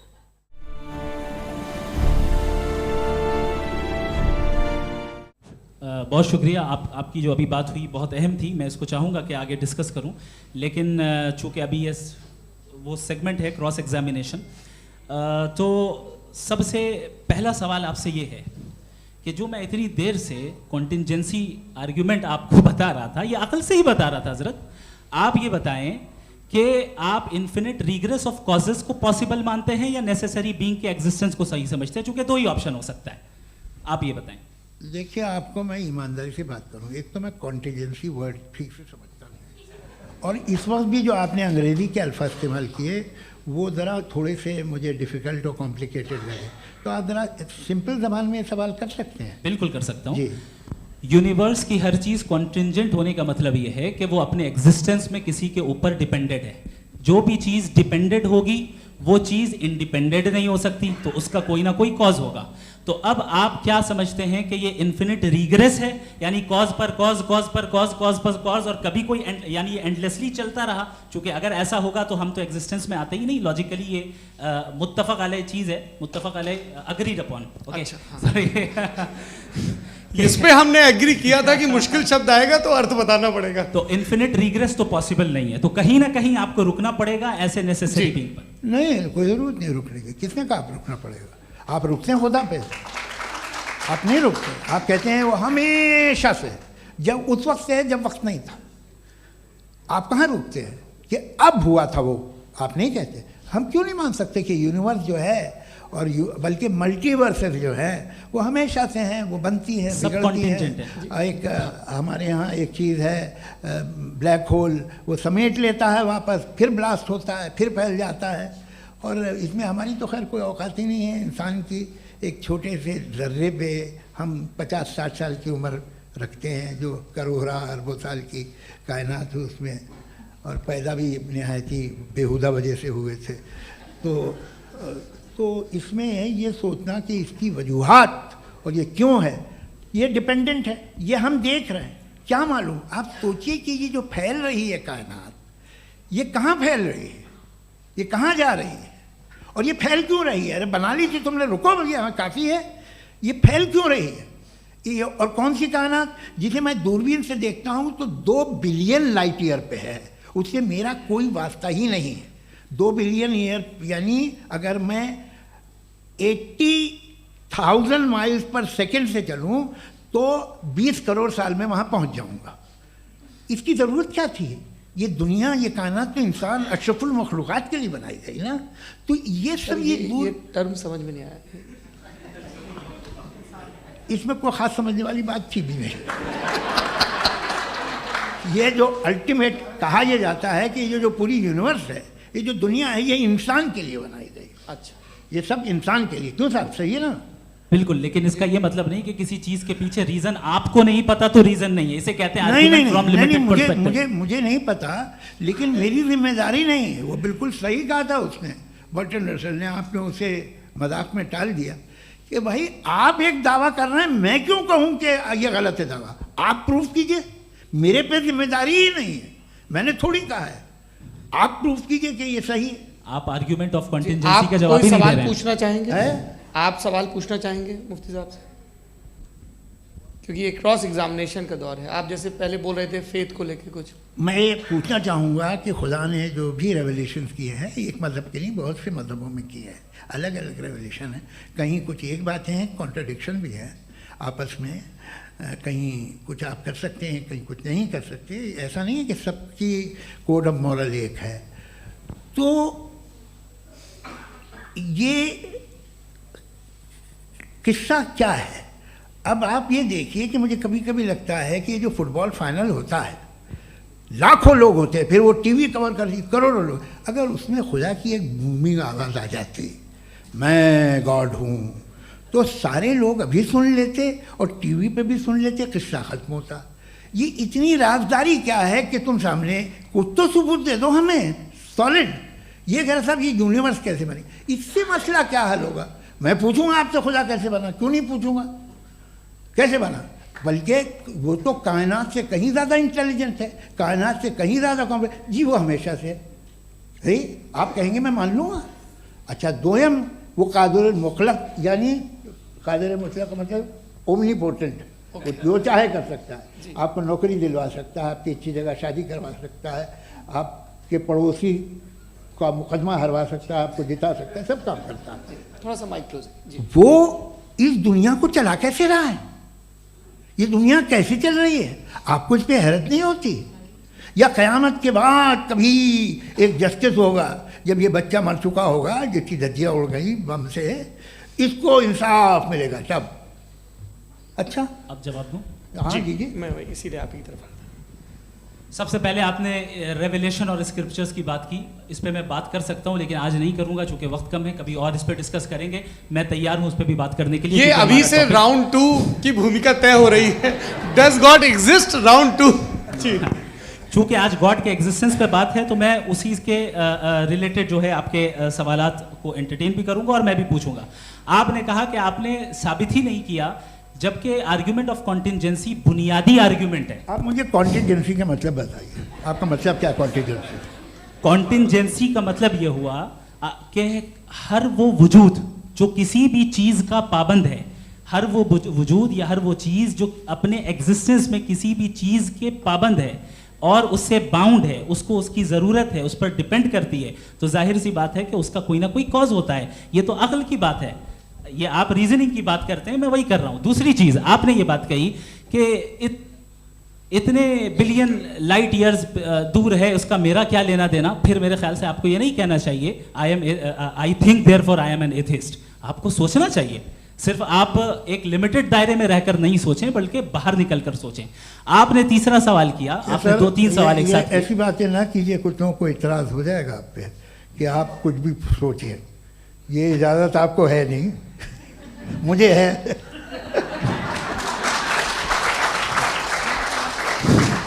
जी। आपने प्रॉब्लम ऑफ इविल के ताल्लुक से सवाल किया और बार बार आप एक लफ्ज रिपीट कर रहे हैं कि ओमनीपोटेंट गॉड है, ऑल पावरफुल गॉड है। यही तो दरअसल समझना है कि गॉड का कॉन्सेप्ट क्या है। प्रॉब्लम ऑफ इविल जो है, प्रॉब्लम ऑफ इविल दर हकीकत 2 असम्पशंस पर कायम है। अगर आप इन 2 असम्पशंस को समझ जाएं तो ये प्रॉब्लम नहीं रहेगी, आर्ग्यूमेंट आपको समझ में आ जाएगी कि ये कोलैप्स कर जाता है। पॉइंट नंबर 1, यानी जो आपका सबसे पहला फॉल्स असम्पशन है कि गॉड मर्सीफुल है, ओमनीपोटेंट है, दुनिया में जुल्म हो रहा है। लेकिन आपको ये समझना चाहिए कि हमारे वर्ल्ड व्यू के मुताबिक गॉड सिर्फ ओमनीपोटेंट और सिर्फ मर्सीफुल नहीं है, बल्कि वो ऑल वाइज भी है और वो ऑल नोइंग भी है। उसके हर काम के पीछे हिकमत और विजडम है। ये कोई जरूरी नहीं है कि वो हिकमत और विजडम आपको समझ में आए या मुझे समझ में आए। अगर आप जो समझ रहे हैं उसके मुताबिक आप फैसला कर रहे हैं, ये लिमिटेड पर्सपेक्टिव से आर्ग्यूमेंट है। और इस चीज को हम अपनी दुनिया में, अपने लाइफ में, डेली लाइफ में इस प्रिंसिपल को एक्सेप्ट करते हैं। हम जब किसी डॉक्टर के पास जाते हैं, डॉक्टर के पास जाकर वो अगर उसने हमें कोई दवाई दी है तो हम ये तो नहीं कहते कि जब तक आपके पास जितना नॉलेज और जितना विजडम नहीं है, आपने क्यों ये दवाई दी है, तब तक हम इस चीज को एक्सेप्ट नहीं करेंगे। नहीं कहते, हम उसकी अथॉरिटी को तस्लीम करते हैं। क्यों? क्योंकि उसकी हम जानते हैं कि वो नॉलेजेबल है, वो विजडम वाला है, हमसे ज्यादा नॉलेज और हमसे ज्यादा विजडम है। बताएं सर। नहीं, डॉक्टर में और खुदा में बड़ा डिफरेंस है। डॉक्टर पढ़ा लिखा होता है, एक तो मैं उसकी बात सुनूंगा। 2 ये नहीं, कुछ जवाब तो ये भी नहीं है सर प्लीज, आप अगर सब ऑडियंस से बोलने लगेंगे तो फिर मतलब नहीं सिविलाइज्ड बहस का। मतलब आप ये कहें कि चूंकि आप डॉक्टर पे बिलीव करते हैं इसलिए खुदा पे बिलीव कीजिए, क्या ये मिसाल आपको समझाने के लिए आर्ग्यूमेंट है, इस पे आपको एतराज नहीं है। तो सिंपल बात ये है कि मैं अगर ये यकीन कर लूँ कि एक ओमनीपोटेंट, उसकी मसलहत है, ये जो बच्चे मर रहे हैं ये मसलहत है उसकी, मुझे नहीं चाहिए थी मसलहत। उसकी मसलहत नहीं, यही तो समझना है, मतलब एक्सपीरियंस। अच्छा, इस आपने अभी मेरी बात पूरी सुनी नहीं। मैंने कहा आपका पूरा आर्ग्यूमेंट 2 फॉल्स असम्पशंस पर है। एक फॉल्स असम्पशन मैंने बता दिया, दूसरा फॉल्स असम्पशन ये है कि इस दुनिया में इविल के होने का कोई गुड रीजन नहीं है, जबकि हमारे पास बाज रीजंस मौजूद हैं, हमारे पास बाज वजूहात मौजूद हैं। अगर इस दुनिया में इविल ना हो तो आप गुड को डिफाइन कैसे करेंगे? अगर जुल्म ना हो आप इंसाफ को समझेंगे कैसे? अगर तारीकी ना हो तो आप लाइट को समझेंगे कैसे? बहुत अच्छे। अभी और सुन लें, अभी और बाकी है। ये तो बात बहुत पसंद आई साहब मुझे कि जब तक रेप ना हो तब तक औरतों की इज्जत का ख्याल आपने मेरा जवाब पूरा सुना ही नहीं। जब तक के बच्चों का कत्ल ना किया जाए तब तक आपको बच्चों की मासूमियत की इज्जत। आपने पूरा जवाब सुना ही नहीं। क्या बात है, क्या आपने नुक्ता निकाला? आपने पूरा जवाब सुना ही नहीं। आप सुन लें, मेरी बात सुन लें। ये मैंने आपको एक चीज बताई। दूसरी चीज, इस दुनिया में हम आए हैं टेस्ट के लिए, हमारा टेस्ट हो रहा है और हर इंसान का अलग अलग अंदाज में टेस्ट होता है। और इस दुनिया में अगर इविल मौजूद है तो वो इविल जरिया है हमारे अंदर ह्यूमन नोबल क्वालिटीज को डेवलप करने का और अलग अलग फील्ड में प्रोग्रेस करने का। और अगर हमारे अंदर और इस दुनिया में इविल नहीं होता तो बताइए टेस्ट का मतलब क्या होता? अगर मैं अपने स्टूडेंट को एमसीक्यूज दूं और उसमें सिर्फ राइट आंसर लिख कर दे दूं और कहूं तुम्हारा टेस्ट हो गया, ये मीनिंगलेस है। इस दुनिया में अगर हम टेस्ट के लिए आए हैं तो जाहिर है गुड एंड इविल दोनों मौजूद है। बताइए। तो अगर गुड एंड इविल दोनों मौजूद है तो ये इविल भी खुदा का बनाया हुआ है? जी हाँ, खुदा का बनाया हुआ है। लेकिन अच्छा, चलो अच्छी बात। जी बिल्कुल, तो बिल्कुल खुदा ने बनाया। अभी तो ये है कि जो मेजॉरिटी है दुनिया में वो इविल है, तो ये खुदा एक्चुअली इविल के साइड पे लग रहा है मुझे। बिल्कुल भी नहीं, मैं बताता हूं। मेजॉरिटी में तो वो है। क्या बात कर रहे हैं भाई आप? कोई भी जो मुंसिफ होगा, चाहे आपका अपना घर हो जिसके आप सबसे बड़े हैं, चाहे आपकी ऑर्गेनाइजेशन हो जो आप चलाते हैं, वहां पर आप इवल रखेंगे साबित करने को कि बाकी लोग शरीफ हैं? मेरी बात सुनिए। क्या ये आर्ग्यूमेंट ही गलत है? अगर कि जब तक के कोई इवल नहीं होगा तब तक के शरीफ आदमी शरीफ नहीं लगेगा। अगर एग्जामिनर गलत ऑप्शन दे रहा है तो एग्जामिनर इविल नहीं हो गया, जो गलत ऑप्शन को सेलेक्ट कर रहा है वो फेल होगा। क्रिएटर ने इविल को बनाया है लेकिन वो इविल नहीं है। अच्छा सुनिए मेरी बात, लेट मी कंप्लीट सर। जी जी। क्रिएटर ने इविल को बनाया है टेस्ट के लिए, वो इविल नहीं है। इविल वो होगा जो उसे इख्तियार करेगा। छुरी को बनाने वाला गलत नहीं होता है, छुरी का गलत इस्तेमाल करने वाला गलत होता है। रेप को कैसे गलत इस्तेमाल करते हैं? रेप इंसान के फ्री विल का नतीजा है। ये रेप कैसे गलत इस्तेमाल होता है? ये मुझे अब सुन ले, अब सुन ले। गलत इस्तेमाल होता है। हाँ मैं बता रहा हूँ ना, कैसे गलत? मैं बता रहा हूँ कि जो इविल इस दुनिया में मौजूद है उसके कई सारे तरीके हैं। एक तरीका इंसान का अपना फ्री विल है। अब अगर कोई रेपिस्ट रेप कर रहा है तो इसका गॉड का कसूर नहीं है, वो अपने फ्री विल का गलत इस्तेमाल कर रहा है, उसको सजा मिलनी चाहिए। अच्छा। और उसी के लिए जहन्नम बनाई गई है। ये फ्री विल का भी बड़ा चक्कर। आप जब कोई बुरा काम करते हैं या कोई बुराई होती है तो ये कहा जाता है कि ये फ्री विल है। 7 billion free wills are moving on this planet. 7 billion free will. और एक आदमी अपनी फ्री विल से मुझे कत्ल कर दे तो मैं खुदा की मर्जी से मरा हूँ कि इसकी फ्री विल की वजह से? मेरी मौत खुदा के हाथ है या ये फ्री विल वाले के हाथ है? खुदा ने फ्री विल का निजाम बनाया है और उस निजाम का गलत इस्तेमाल करके कोई आपको मार रहा है, इस्तेमाल करके मेरा कत्ल कर देता है। अब मेरी मौत का जिम्मेदार कौन है? वो इंसान जिम्मेदार है। वो इंसान जी। तो ये कहना कि और उसको सजा मिलेगी। तो अब आप आगे चलिए कि ये तय करना कि अल्लाह ही या अल्लाह ने खुदा ही जिंदगी देता है, खुदा ही मौत देता है, ये गलत है। बिल्कुल गलत नहीं है। हाँ, नहीं, निजाम उसी ने बनाया फ्री विल का, निजाम मौत और हयात का उसी ने बनाया। You are contradicting yourself. अभी आपने कहा कि एक आदमी ने फ्री विल से आपको मार दिया, इसमें उसे फ्री विल दी गई थी, उसने गलत इस्तेमाल किया। 7 billion free wills are moving on this planet और आप चाह रहे हैं कि मैं सिर्फ खुदा का ध्यान करूं। ये 7 बिलियन फ्री विल्स को मुझे लुक आफ्टर करना पड़ेगा कि नहीं? ये तो तबाहियां कर रही हैं और तबाहियां ज़्यादा हो रही हैं। बिल्कुल। तो अगर आप बताएं अगर खुदा नहीं है फॉर एग्जाम्पल, तो आप इविल को कैसे डिसाइड करेंगे? यानी how can you define evil objectively without God? देखिए दुनिया में 2 तरह के जानवर हैं। एक जो अकेले रहते हैं जंगल में और एक जो ग्रुप्स में रहते हैं। ग्रुप में जो भी रहेगा, चाहे वो आपका फाउंडेशन हो, चाहे कोई क्लब हो, चाहे कोई पॉलिटिकल पार्टी हो, चाहे कोई यूनिट हो, उसमें आपको इंटरैक्ट करने के रूल बनाने पड़ेंगे। यानी लोग तय करेंगे। लोग तय करेंगे। अगर लोगों ने ये तय किया कि किसी का रेप करना सही है, आप जस्टिफाई करेंगे? नहीं, आपका फाउंडेशन तो ये हो गया ना कि लोग ही विल डिसाइड करेंगे। नहीं। अरे दुनिया में ऐसे ग्रुप्स हैं जो रेप को जायज़ मानते हैं सर्टेन हालात में। मैं डिटेल में नहीं जानूंगा, आप भी जानते हैं।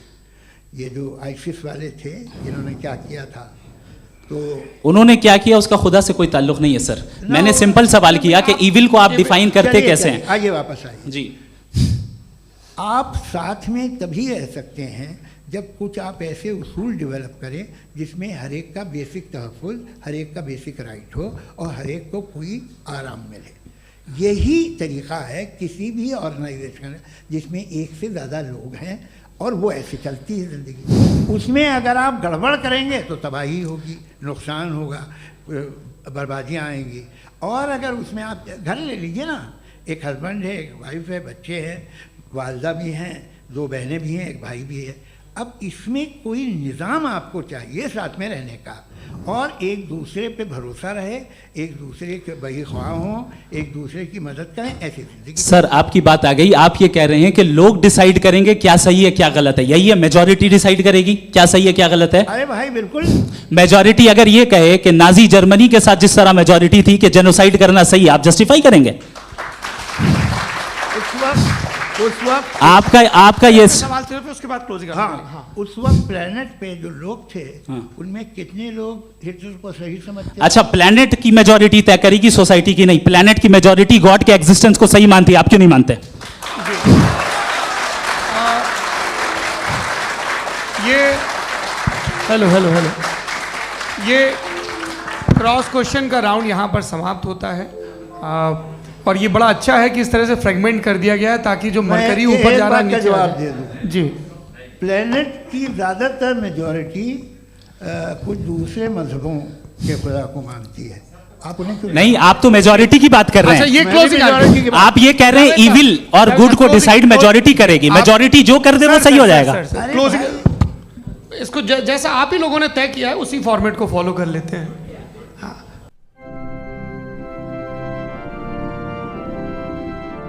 जी, हमारा जो टॉपिक है डज गॉड एग्जिस्ट, मैं इस पे इतने एकेडमिक तैयारी करके आया था, मुझे था कि मैंने सोचा था कि कई सारे मैं आर्ग्यूमेंट्स दूंगा, लेकिन वक्त की भी किल्लत और जावेद साहब बार बार इधर उधर चले जा रहे थे तो उसको भी थोड़ा एंटरटेन करना पड़ गया। डज गॉड एग्जिस्ट पे मैं एक ही आर्ग्यूमेंट दे पाया, आर्ग्यूमेंट्स बहुत हैं और डेफिनेटिव आर्ग्यूमेंट्स हैं, और मेरे आर्ग्यूमेंट को किसी एक राउंड में भी इन्होंने एंटरटेन नहीं किया और रेफ्यूट नहीं किया, एक राउंड में भी नहीं, एक राउंड में भी नहीं। और ना ही अभी आपका क्लोजिंग आर्गुमेंट आएगा, नहीं, वो बता देना। Argument of contingency sir. अरे मैं आपसे कई बार कह चुका हूं कंटीजेंसी का मतलब अब मैं कैसे समझाऊं आपको? आपस में आप और कितने आसानी से समझाऊं मैं, मुझे तो नहीं समझ में आ रहा है। आप अपनी आर्गुमेंट ऑफ कंटीजेंसी उर्दू में बोल सकते हैं। हाँ, आप अपनी बात पूरी कर लें जी, आखिरी 4 मिनट। दूसरी चीज, just a minute please ma'am, can I talk? दूसरी चीज ये है कि आपने एक तो इसका जवाब नहीं दिया, दूसरा आपने गॉड के ना होने पर कोई डेफिनेटिव आर्ग्यूमेंट नहीं दिया, सिर्फ मजहब पे बात कर रहे हैं आप। मजहब तो आज हमारा टॉपिक ही नहीं था, आज तो हमारा टॉपिक हो, आप मजहब से ले लेकर आईएस तक चले गए। भाई हमारा क्या ताल्लुक है उससे? We condemn them. और उसका गॉड से क्या ताल्लुक है? अगर कोई गलत काम कर रहा है, किसी ने किसी को कत्ल किया, किसी ने किसी का रेप किया, उसको सजा मिलनी चाहिए। और आपके पास कोई भी rational strong foundation of morality नहीं है। आपने कहा कि मेजॉरिटी तय करेगी सोसाइटी की, वो सही होगा। मैंने कहा हिटलर को फिर आप सही कहेंगे, नहीं, प्लैनेट की सोसाइटी की मेजॉरिटी तय करेगी। तो प्लैनेट की मेजॉरिटी गॉड के एग्जिस्टेंस को मानती है, आप कह रहे हैं ये रिलीजियस है। तो यानी आपके पास कोई स्ट्रॉन्ग फाउंडेशन नहीं है ऑब्जेक्टिव मोरालिटी का। ऑब्जेक्टिव मोरालिटी का अगर कोई फाउंडेशन है तो वो सिर्फ गॉड है, गॉड है, गॉड है। Thank you. देखिए, बहुत सारी बातें हैं। गॉड का डेफिनेशन दुनिया के किसी भी रिलीजन में है कि वो ओमनीपोटेंट है, ओमनीप्रेजेंट है, he is just, he is kind, he loves you and so on. मैं जब दुनिया देखता हूँ तो मुझे कोई ऐसा सुप्रीम पावर यहाँ दिखाई नहीं देती है जो इंसान की बहबूदी के लिए कुछ कर रही हो, कमज़ोर को बचा रही हो, मदद कर रही हो, जालिम को पीछे हटा रही हो। मैं नहीं देखा, तारीख़ में नहीं। एक तो अगर है और ये देख रहा है तमाशा, तो उसका होना न होना बराबर है। दोयम ये कि ये जो है, जब आप ये कहते हैं कि कायनात जिसकी कंटीजेंसी है, मैं देखिए वो लफ्ज़ इस्तेमाल किया मैं, तो ये कैसे हो सकती है भाई? और फ़ौरन आप सरेंडर कर देते हैं कि जाहिर है कि इसका बनाने वाला तो इससे 10,000 गुना ज़्यादा कॉम्प्लिकेटेड होगा। उस पर आपके होने पे कोई इतराज़ नहीं है। उसे वो टाइमलेस है, वो पहले से था, टाइम तो बहुत बाद में आया। ये सब आप मानने को तैयार है जिसका आपके पास कोई सबूत नहीं, आपके पास कोई रीज़न नहीं है। आपकी तारीख क्या है मज़हबों की? बिलीफ की, जो खुदाओं का बिलीफ है, ये कॉन्स्टेंटली गलत साबित होता रहा है। मतलब आप कहें कि अरिस्टोटल के ज़माने में तो सब जाहिल थे, वो भी इतने ही यकीन से खुदा पे यकीन रखते थे जो अब नहीं रहा। ये भी नहीं रहेगा, आप लिख लीजिए। और इसके आसार आपको दुनिया में दिखाई देना शुरू हो चुके हैं। ये बहस क्या आज से 100 साल पहले इस तरह हो सकती थी? यहाँ तक तो आपको हम ले आए हैं। तो सर अरे इनको मदद की ज़रूरत नहीं भाई, ये सेल्फ सफिशिएंट आदमी है, आप क्यों इनकी मदद कर रहे हैं? Sir please. तो ये जो है तमाम बातें अपनी जगह हैं। ये एक पैकेज है। आप अकेले, कोई आदमी ऐसा नहीं जो सिर्फ गॉड को मानता हो, उसके साथ बहुत पैराफर्नेलिया आता है, अलग अलग पैराफर्नेलिया आते हैं। They have always created chaos in the society. मैं तो आपको सीधा ऑफर देता हूँ कि दुनिया में 10 इम्पॉर्टेंट बिलीव्स हैं। आप एक मानते हैं, 9 नहीं मानते, 9 में आप एथियस्ट हैं, 9 को आप बिल्कुल रीजनेबली मेरी तरह देखते हैं। तो 90 मजहबी आदमी भी 90% एथियस्ट है। वो दूसरे खुदा नहीं मानता, एक खुदा मानता है, अपना वाला, बाकियों को कहता है गलत है। अगर आप मानना ही बंद कर दें तो आपका 10% चांस है कि आप सही हैं और 90% चांस है कि आप गलत हैं।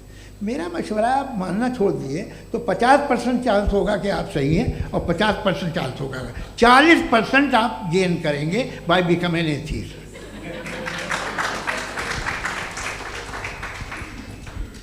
ये एक फरसूदा ख्याल है, ये ख़त्म हो रहा है। हो सकता है मेरी ज़िंदगी में ना हो, लेकिन ये हो जाएगा। जो बातें ये इनको आप मेटाफिज़िकल ये वो ऐसे रिस्पेक्टेबल टर्म दे दिए, ये तो उन लोग के हैं जिन्हें ना फिज़िक्स मालूम थी ना मेटा मालूम था, ये उन्होंने आपको दिए हैं।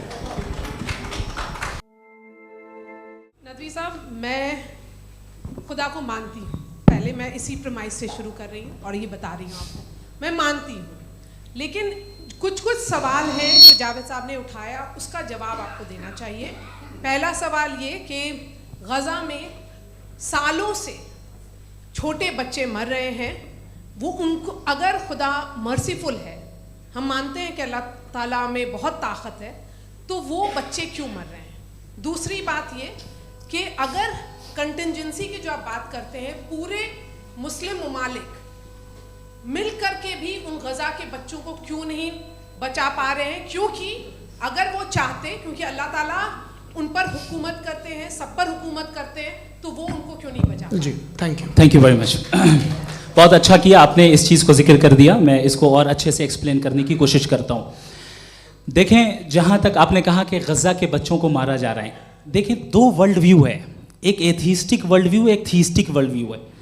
बच्चे मर रहे हैं दोनों वर्ल्ड व्यू में, लेकिन हमारा वर्ल्ड व्यू कह रहा है कि रिकॉम्पेंस है। ये कह रहे हैं कि उनका मरना बेकार जाने वाला है, कोई उसका रिकॉम्पेंस नहीं है, चूंकि इनके यहाँ आखिरत और अल्लाह का कोई तसव्वुर या गॉड का कोई तसव्वुर नहीं है। आपने ये सवाल किया कि गॉड मर्सीफुल है, क्यों नहीं रोकता? ये मैंने बताया कि ये मिसकंसेप्शन है लोगों के दरमियान कि गॉड को सिर्फ मर्सीफुल और ओमनीपोटेंट समझते हैं। गॉड के सिर्फ यही 2 एट्रीब्यूट्स नहीं हैं, गॉड के कई सारे एट्रीब्यूट्स हैं। उनमें से अल हकीम भी है, उनमें से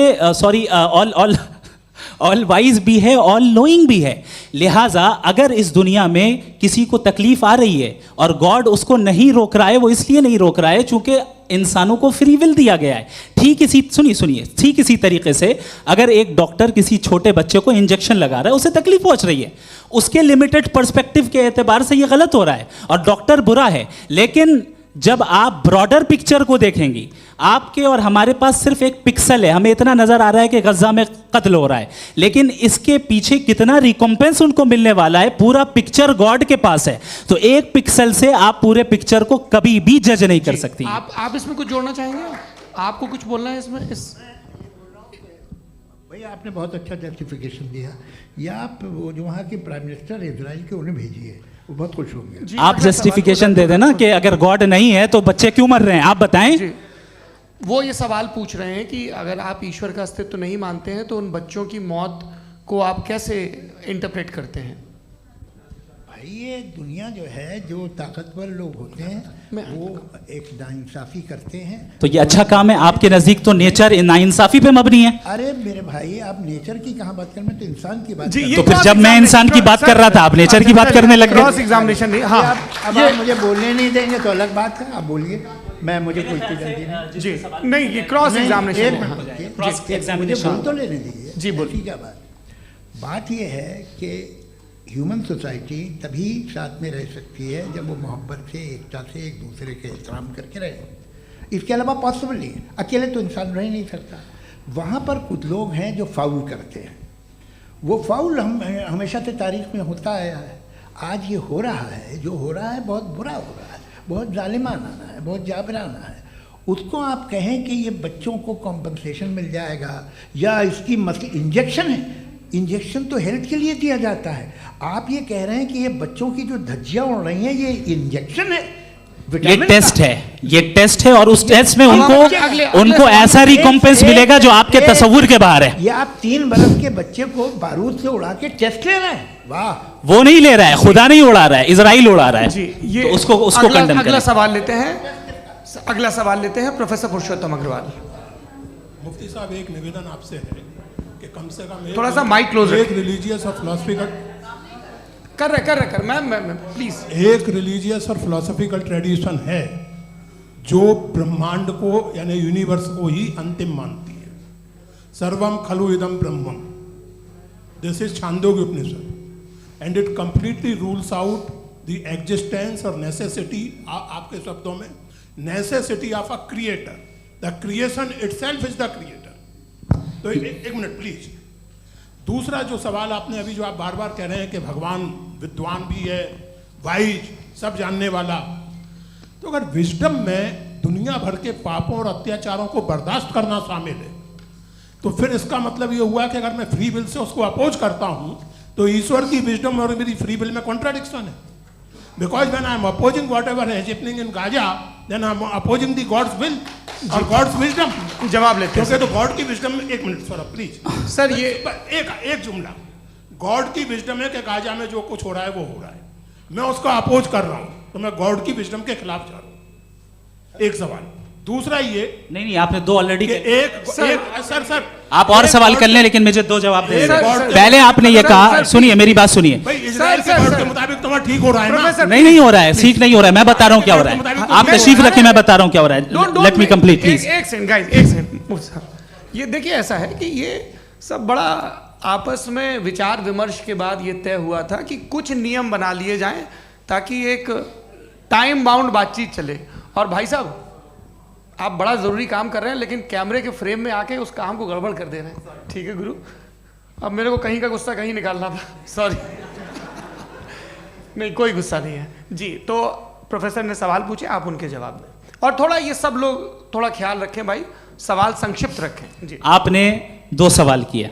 सबसे पहला ये कहा कि हमारे पास ये कॉन्सेप्ट है कि ये यूनिवर्स खुद नेसेसरी बीइंग है, creation itself is the creator. How irrational is this कि मैं एग्जिस्ट करूंगा बाद में लेकिन अभी एग्जिस्ट कर भी रहा हूं, यानी एक ही टाइम में एग्जिस्ट भी कर रहे हैं, नहीं भी कर रहे हैं। This is not true. दूसरी चीज आपने कहा कि अगर इजराइल में, सॉरी माफ कीजिएगा, Israel doesn't exist, occupied Palestine में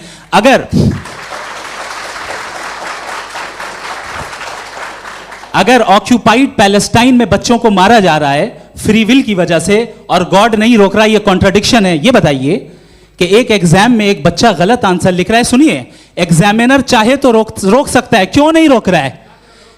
ये कॉन्ट्रडिक्शन है, ये कॉन्ट्रडिक्शन नहीं है। नहीं सर, ये आपस में जी, ये क्या आपका सवाल? माइक दीजिए। फ्री विल दिया गया है टेस्ट के लिए, अकाउंटेबिलिटी के लिए। अगर फ्री विल नहीं होता तो आप कहते हैं हमें रोबोट बना दिया गया। नॉट मिसरिप्रेजेंट माय पोजीशन, आपकी जो भी पोजीशन, मैं अपनी फ्री विल के नाते, अपने ह्यूमन विजडम के नाते गाजा में हो रही अत्याचार का विरोध करता हूं। बिल्कुल करना चाहिए। आपके हिसाब से मैं गॉड की विजडम का विरोध कर रहा हूं? बिल्कुल नहीं, जो हो रहा है गॉड, बिल्कुल भी नहीं, बिल्कुल भी नहीं। उसका वहां पर गाजा में कत्ल होना ये इंसानों के गलत इस्तेमाल का नतीजा है, फ्री विल के इस्तेमाल का नतीजा है। गॉड इसका हुक्म नहीं देता, उससे रोकता है। यही तो मसला है ना, आपके लिए कॉन्सेप्ट क्लियर नहीं भाई, आपने तो बताया था इंजेक्शन लगाने से बच्चे को तकलीफ होती है, ये इंजेक्शन लगा। सर आप ऐसे रेटोरिक स्टेटमेंट दे तब तो कोई मसला नहीं समझते रहेंगे। This is a rhetoric statement, this is not a logical argument sir. I am sorry, I am sorry. आखिरी 30 मिनट बड़े मुश्किल होने वाले हैं जी। मुफ्ती साहब आगे बैठे हैं, इनको माइक दीजिए। हाँ, तरुण माइक आप अपने पास रखिए, आपको कैमरे का फ्रेम पता है जी। सबसे पहले दोनों को मुबारकबाद। एक सर अपना आप नाम बता दें। आप अमेरिका में शिकागो में रहते हैं, इतना मुझे याद है। बताया आपको, यासिर नदीम अलवाजदी मेरा नाम है। जावेद सर, आपसे एक क्वेश्चन है इन्फिनिट रिग्रेस के ताल्लुक से। एक हाइपोथेटिकल सिनेरियो है, मसलन अगर आप सर माइक थोड़ा सा प्लीज क्लोज रखिए। ओके जी। अगर आप शायर इसलिए हैं कि आपके कोई उस्ताद शायर थे, और वो इसलिए शायर थे कि उनके कोई उस्ताद शायर थे, और इसी तरीके से हम माजी में पीछे चलते चलते चले जाएं और कहीं ना रुके, तो माफ़ कीजिएगा आप कभी शायर नहीं हो सकते। लेकिन आप शायर हैं, आपका शायर एग्जिस्ट करता है, इसका मतलब ये है कि आप कहीं ना कहीं रुके हैं। तो मेरा सवाल ये है कि क्या आप इन्फिनिट रिग्रेस ऑफ कॉजेस को लॉजिकल फैलेसी मानते हैं या नहीं मानते? हाँ या ना? मैं इन्हें लॉजिकल फैलेसी नहीं मानता हूँ, लेकिन मेरा प्रॉब्लम यह है कि जब मैं नहीं मानता हूँ तो I will continue with this logic जो फैलेसी नहीं हो। आप एक जगह रुक जाते हैं जाके, आप कहते हैं ये गेंद कैसे बनी, ये जजीरा कैसे बना, ये समंदर कैसे बना, ये ज़मीन कैसे बनी, और अचानक गॉड पे जाके आपको ब्रेक लग जाता है। एक बार आप सवाल नहीं करते कि भाई इनको बनाने वाला तो इनसे भी कॉम्प्लिकेटेड होगा, वो कैसे बना, उसके बारे में आपने इत्मीनान कर लिया, वो हमेशा से है। तो अगर आप उसे हमेशा से मानते हैं तो फिर ये मान लीजिए कि कायनात हमेशा से है, क्या तकलीफ? फिर हम वजूद में नहीं आते जी है?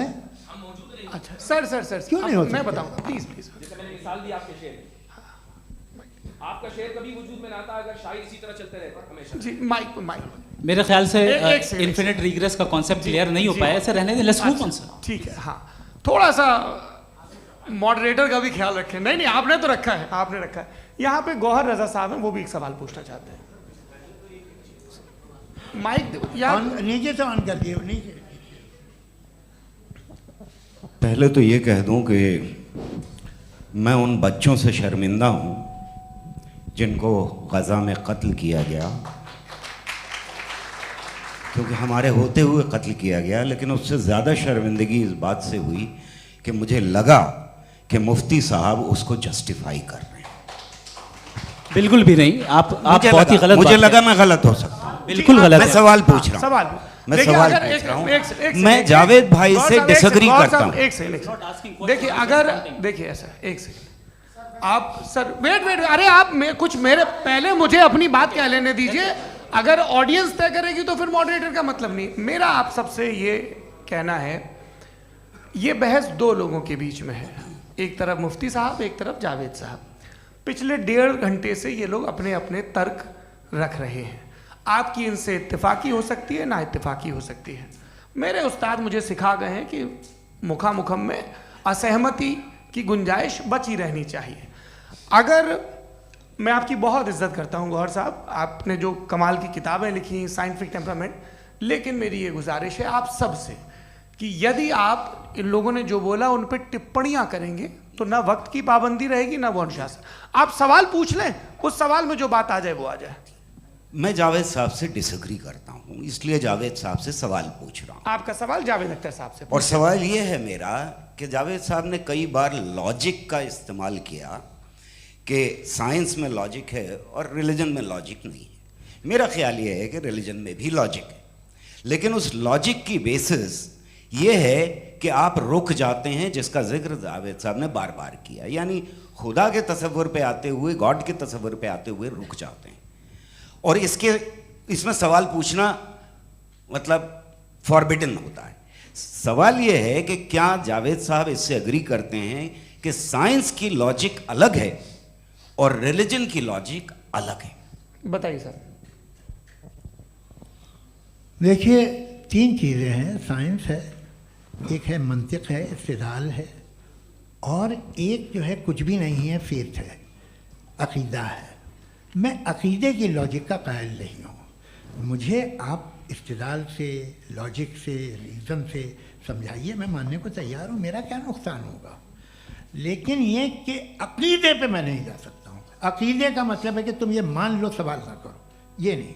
आप सारी बातें करके, बड़ी साइंटिफिक बातें करके एक जगह जाके खुदा के हुदूद पे रुक जाते हैं, सरेंडर कर देते हैं। मैं सरेंडर करने को तैयार नहीं। That's all.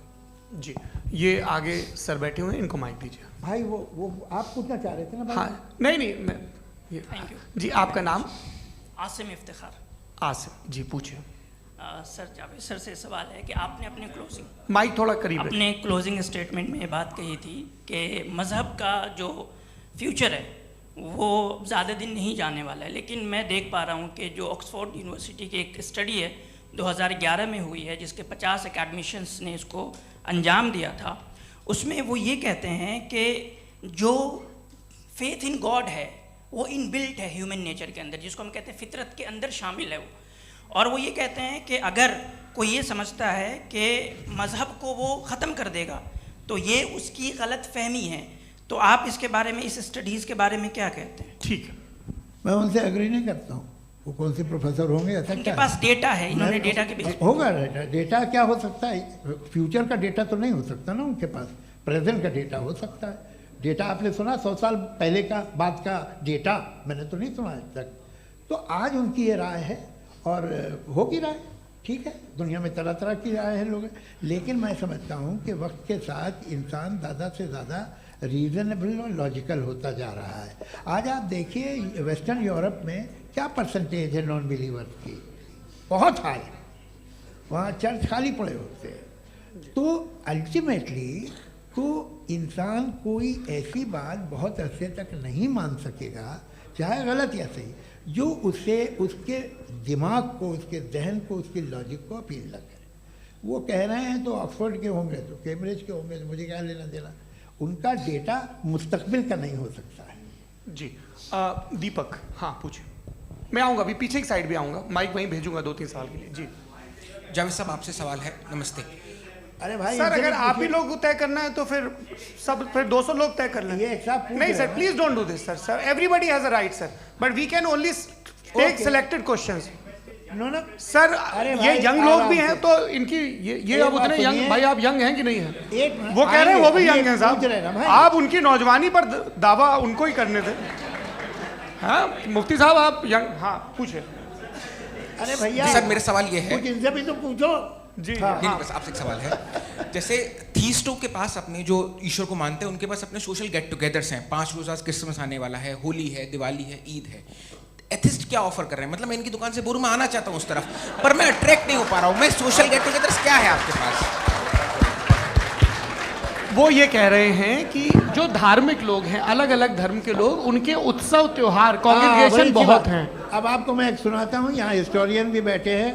मृदुला जी आप बताइएगा सही है कि नहीं। ये एक कॉन्स्टेंटाइन, एक ग्रीक रोमन बादशाह था जो क्रिश्चियनिटी आने के 400 साल बाद उसने डिसाइड किया कि मैं क्रिश्चियन हो जाऊंगा, मेरी पूरी स्टेट कैंसिल हो जाएगी। उस ज़माने में ऐसे ही होता था, राजा जो धर्म इख्तियार करता था वो जनता भी कर लेती थी। इसलिए कि वो हो गया था बैंकक्रप्ट, और उसे जो मेडिटेरियन कोस्ट के रिच क्रिश्चियन वो थे मर्चेंट, उससे पैसा चाहिए था। तो उसने कहा यार क्रिश्चियन हो जाओ। तो उसने अपने वजीर से कहा कि भाई ये हिस्ट्री है कि अब हम लोग क्रिश्चियन हो जाते हैं। पहले सर हो जाएंगे, कोई प्रॉब्लम नहीं है, लेकिन एक प्रॉब्लम ये है कि 17 दिसंबर से 25 दिसंबर तक जो पेगन फेस्टिवल होता, जो पेगन्स थे वो लोग, जो फेस्टिवल होता है वो बंद हो जाएगा, इसलिए कि हम क्रिश्चियन हो गए तो होगा नहीं। तो वो बच्चों को बहुत बुरा लगेगा, पब्लिक को बहुत इन्जॉय करते हैं, ख़ासतौर से 25 को मेन डे। उसने कहा हाँ ये तो सही कह रहे हो। ये जीसस क्राइस्ट की पैदाइश कब थी? कहले साहब वो अप्रैल में थी। नहीं कट करो, वो 25 दिसंबर को है। ये हकीकत है जी। और 400 साल बाद क्रिश्चियनिटी के अप्रैल से दिसंबर ले आए, और इसलिए कि यहाँ पेगन फेस्टिवल होता था। अब मनाते हैं आप आराम से। ये जो सारे फेस्टिवल हैं ये रिलीजन से, हर एक को एक इंटरटेनमेंट डिपार्टमेंट चाहिए होता है अपनी कंपनी चलाने के लिए। तो ये रिलीजन ने, ये सेकुलर त्यौहार थे जिन्हें रिलीजन्स ने ले लिया है। ये मौसम के थे, फसलों के थे, किसानों के थे, उसको आपने लेके रिलीजियस रंग दे दिया। ये कोई रिलीजन से थोड़ी आए आप। अच्छा हमें देखिए, हम तो मुल्द हैं, हम ईद मनाते हैं, हम दिवाली मनाते हैं, हम होली मनाते हैं, हम क्रिसमस मनाते हैं। बम्बई की फिल्म इंडस्ट्री की सबसे बड़ी होली हमारे घर में होती है, सबसे बड़ी ईद हमारे घर में होती है। वो हमारे सोशल वो है, हमारा हेरिटेज है। ऐसा थोड़ी है कि we will throw the baby along with the water. ये तो अच्छी चीज़ है, इन्हें रखो, जो बेकार है फेंक दो। जी हाँ हेलो जी, मेरा सवाल नादवी जी से है। जैसा कि आपने बोला कि गॉड टाइम के भी परे हैं और गॉड इतनी कॉम्प्लेक्स चीज़ है कि उसे ह्यूमन माइंड समझ नहीं सकता, और गॉड ने अर्थ पे फ्री विल भी दे दी है, तो आप अपना वक्त ज़ाया क्यों कर रहे हैं गॉड के बारे में बात करके? अपन को तो बात करनी चाहिए कि सोसाइटी को बेहतर कैसे करें। जी, मैं गॉड वही बताता है सोसाइटी को कैसे बेहतर करे। अभी मैं आपका जवाब देता हूँ। आपने कहा कि टाइम पे वो एग्जिस्ट नहीं करता, सो मेरा सवाल ये है कि जैसा आपने बोला कि गॉड बहुत ही कॉम्प्लेक्स चीज़ है, मैंने कहा ही नहीं कि कॉम्प्लेक्स है, तो आपके अल्फाज हैं। कॉम्प्लेक्स का लफ्ज गॉड के लिए सुइटेबल नहीं है। क्यों? क्योंकि कॉम्प्लेक्स वो चीजें होती हैं जो ऑब्जेक्ट हो। God is not an object जिसको आप इंस्ट्रूमेंट के जरिए लेबोरेटरी में जाके टेस्ट करें, oh it's very complex. No, वो कोई कार का इंजन नहीं है। वो फिलोसॉफिकली नेसेसरी बीइंग ऐसी बीइंग है जो सिंपल बीइंग है। हाँ, आप उसको मुकम्मल तौर पे उसकी तमाम हिकमतों को जान ले और हर चीज को जान ले, ये पॉसिबल नहीं है, क्योंकि वो ऑल वाइज है, आप ऑल वाइज नहीं है, और वो खुदा है, वो आपको सारी चीजें बता दे, ये जरूरी नहीं। मेरा सवाल ये नहीं था, मेरा सवाल ये था कि जब गॉड इतना परे है इस दुनिया से कि उसने अर्थ पे फ्री विल भी दी है, हम सब ह्यूमंस की फ्री विल है, और जो सोसाइटी में हो रहा है वो अपन लोग डिसाइड करेंगे, तो अपन लोग डिसाइड नहीं करेंगे ना, अपन लोग डिसाइड नहीं करेंगे। गॉड जो है, गॉड ने वो उसकी जात, उसकी एग्जिस्टेंस टाइम एंड स्पेस से परे है, लेकिन वो हमारा टेस्ट ले रहा है और उसी गॉड ने हमें बताया कि तुम्हें क्या करना है क्या नहीं करना है, तो जाहिर है उस गॉड की बात सुनेंगे ना हम। जी, वो पीछे एक चश्मा लगाए जो मैम खड़ी हैं, उनको दीजिए। हाँ, आप जी जी बिल्कुल आएंगे। देखिए, मैं कोशिश कर रहा हूँ सब तरफ जाने की। हाँ, उनको दीजिए माइक। जी, हेलो सर, मैं ओमनी प्रेजेंट नहीं हूँ, टाइम पाबंद हूँ, और जहाँ तक कोशिश कर सकता हूँ करूँगा। जी, अपना नाम बताइए। मेरा नाम उर्सुला है, मैं दिल्ली यूनिवर्सिटी की एक स्टूडेंट हूँ और मैं स्टूडेंट फेडरेशन ऑफ इंडिया से हूँ। मेरा सवाल मुफ्ती जी से है कि इस हॉल के इस कमरे में बैठ के हम लोग रेप की मोरालिटी के बारे में फिलोसफिकली बात तो कर सकते हैं, बट असलियत ये है कि रोज़मर्रा की ज़िंदगी में औरतें रेप के थ्रू गुजरती हैं, और हम लोग सिर्फ नंबर्स पे इस तरह नहीं देख सकते, क्योंकि कितनी औरतें हैं इन कंट्रीज़ में जहाँ पे आप बता रहे हैं कि केसेस कम हैं, जिनका एक्सेस है कि वो जाके केस फाइल कर सकें। कितनी औरतें हैं जो जिनको काम करने की आज़ादी है उन कंट्रीज़ में। यूरोप में ये आज़ादी आ गई, यूरोप में ये रूल्स आ गए, तो हम आज उसके बारे में बात कर पा रहे हैं। जी, जवाब। आपने ये कहा कि कमरे में बंद होकर हम लोग इस पर फिलोसफिकली बात कर सकते हैं, लेकिन हकीकत में क्या हो रहा है, वो ग्राउंड लेवल पे क्या हो रहा है जो बहुत गलत हो रहा है, और वो सफ़र कर रही हैं। आई एग्री, बहुत गलत हो रहा है, और जो गलत हो रहा है उसको हमें रोकना है। और क्यों रोकना है, वो गलत क्यों है, हमारे पास इसका ऑब्जेक्टिव फाउंडेशन है, इनके पास उसका ऑब्जेक्टिव फाउंडेशन नहीं है। मैं ये कहना चाह रहा हूँ कि जहाँ पे भी जुल्म हो रहा है, जहाँ पे भी औरत पे जुल्म हो रहा है, या उसकी इज्जत लूटी जा रही है, या उसे तकलीफ पहुँचाई जा रही है, और सिर्फ औरत नहीं, किसी इंसान के ऊपर भी जुल्म हो रहा है, तो उसके खिलाफ खड़ा होना, ये मॉरलिटी हमारे पास गॉड के पास से आई है। वरना जावेद साहब तो कह रहे हैं कि जो है मेजॉरिटी डिसाइड करेगी, तो मेजॉरिटी तो कभी भी बदल सकती है।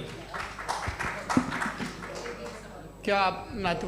हाँ। ये थोड़ी सी आपको गलतफहमी है। मैं अगर मेरे जुमले से ये मदना निकला या मैंने कहा, तो ये जुमला मैं वापस लेता हूँ। ये मेरा मतलब ही नहीं था कि मेजॉरिटी डिसाइड करेगी। मेजॉरिटी डिसाइड करे तो दुनिया में बड़ी, वैसे आपने कहा था ये जुमला। अच्छा, हो सकता है, मैं मान रहा हूँ, बाद में रिकैप कर लेंगे। अरे एक सेकंड, मैं अपनी एक्सप्लेनेशन देता हूँ। मुनासिब बात यह है कि हम सब के सब दिल में जानते हैं कि क्या अच्छा है क्या बुरा है, हमें पता है अच्छी तरह से। जो लोग बुरे काम करते हैं उन्हें भी मालूम अच्छा क्या है। यही तो सवाल था हजरत कि फिर ये मोरालिटी आई कहाँ से? Cross examination. हाँ जी, हाँ। मोरालिटी साथ रहने की डिजायर से आई है, यानी साथ रहकर जो कुछ कह दे, जो कुछ कर दे, वो हो जाएगा? नहीं नहीं, तो आप कायदे से रह ही कर सकते हैं जब तक लोगों में मोरालिटी हो, वरना क्यास हो जाएगा। ये आपको कैसे पता? जी, हमने देखा ना, जहाँ मोरालिटी का क्यास हो गया, हम देखते हैं। कहाँ पे देखते भाई? दुनिया में। आप जो कह रहे हैं, आप कहीं पे अगर गलत हो रहा है तो उसको आप गलत देखिए। आप एपिस्टेमोलॉजी की बात कर रहे हैं, मैं ऑन्टोलॉजी की बात कर रहा हूँ। मैं इस बहस फाउंडेशन के बाद आप दोनों लोगों को चाय पे होस्ट करूंगा, वहां पे क्रॉस एग्जामिनेशन कर लीजिएगा। अभी ऑडियंस का हक मार रहे हैं आप लोग भाई, सर जस्ट लोग हैं आप लोग।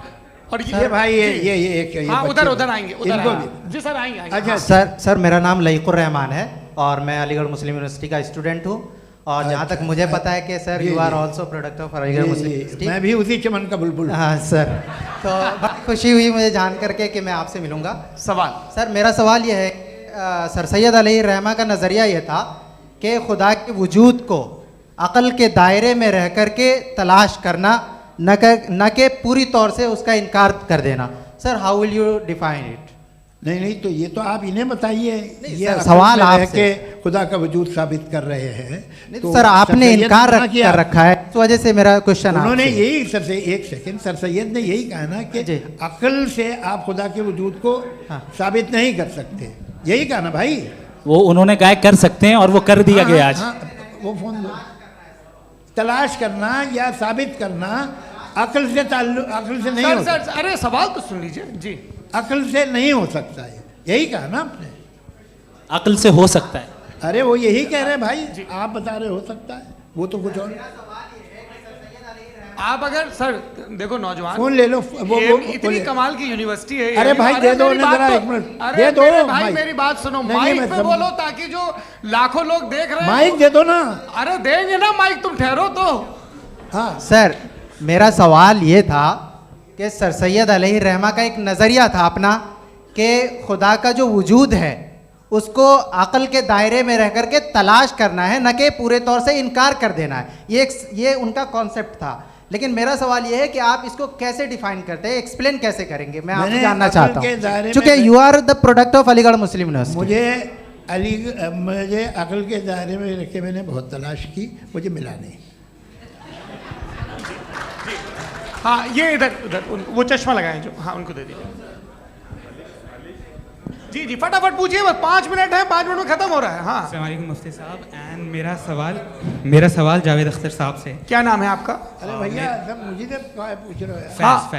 फैज पूछिए फैज साहब। तो मेरा सवाल ये है कि अभी जो एथियस्ट है वो problem of evil argument use कर रहे हैं अगेंस्ट मुस्लिम्स, राइट? कि इस दुनिया में इतना सारा ईविल है और अगेंस्ट मुस्लिम तो यहाँ अगेंस्ट थियस्ट। हाँ थोड़ा सा करेक्ट कर लीजिए भाई। पूरी मशक्कत ही इसी बात की थी कि किसी एक मजहब पे बात न टिके। जी, तो बेसिकली ये आर्ग्यूमेंट ऐसा है कि इस दुनिया में इतना ज़्यादा ईवल एग्जिस्ट करता है और अगर एक ऑल गुड गॉड है तो वो रोकता क्यों नहीं है?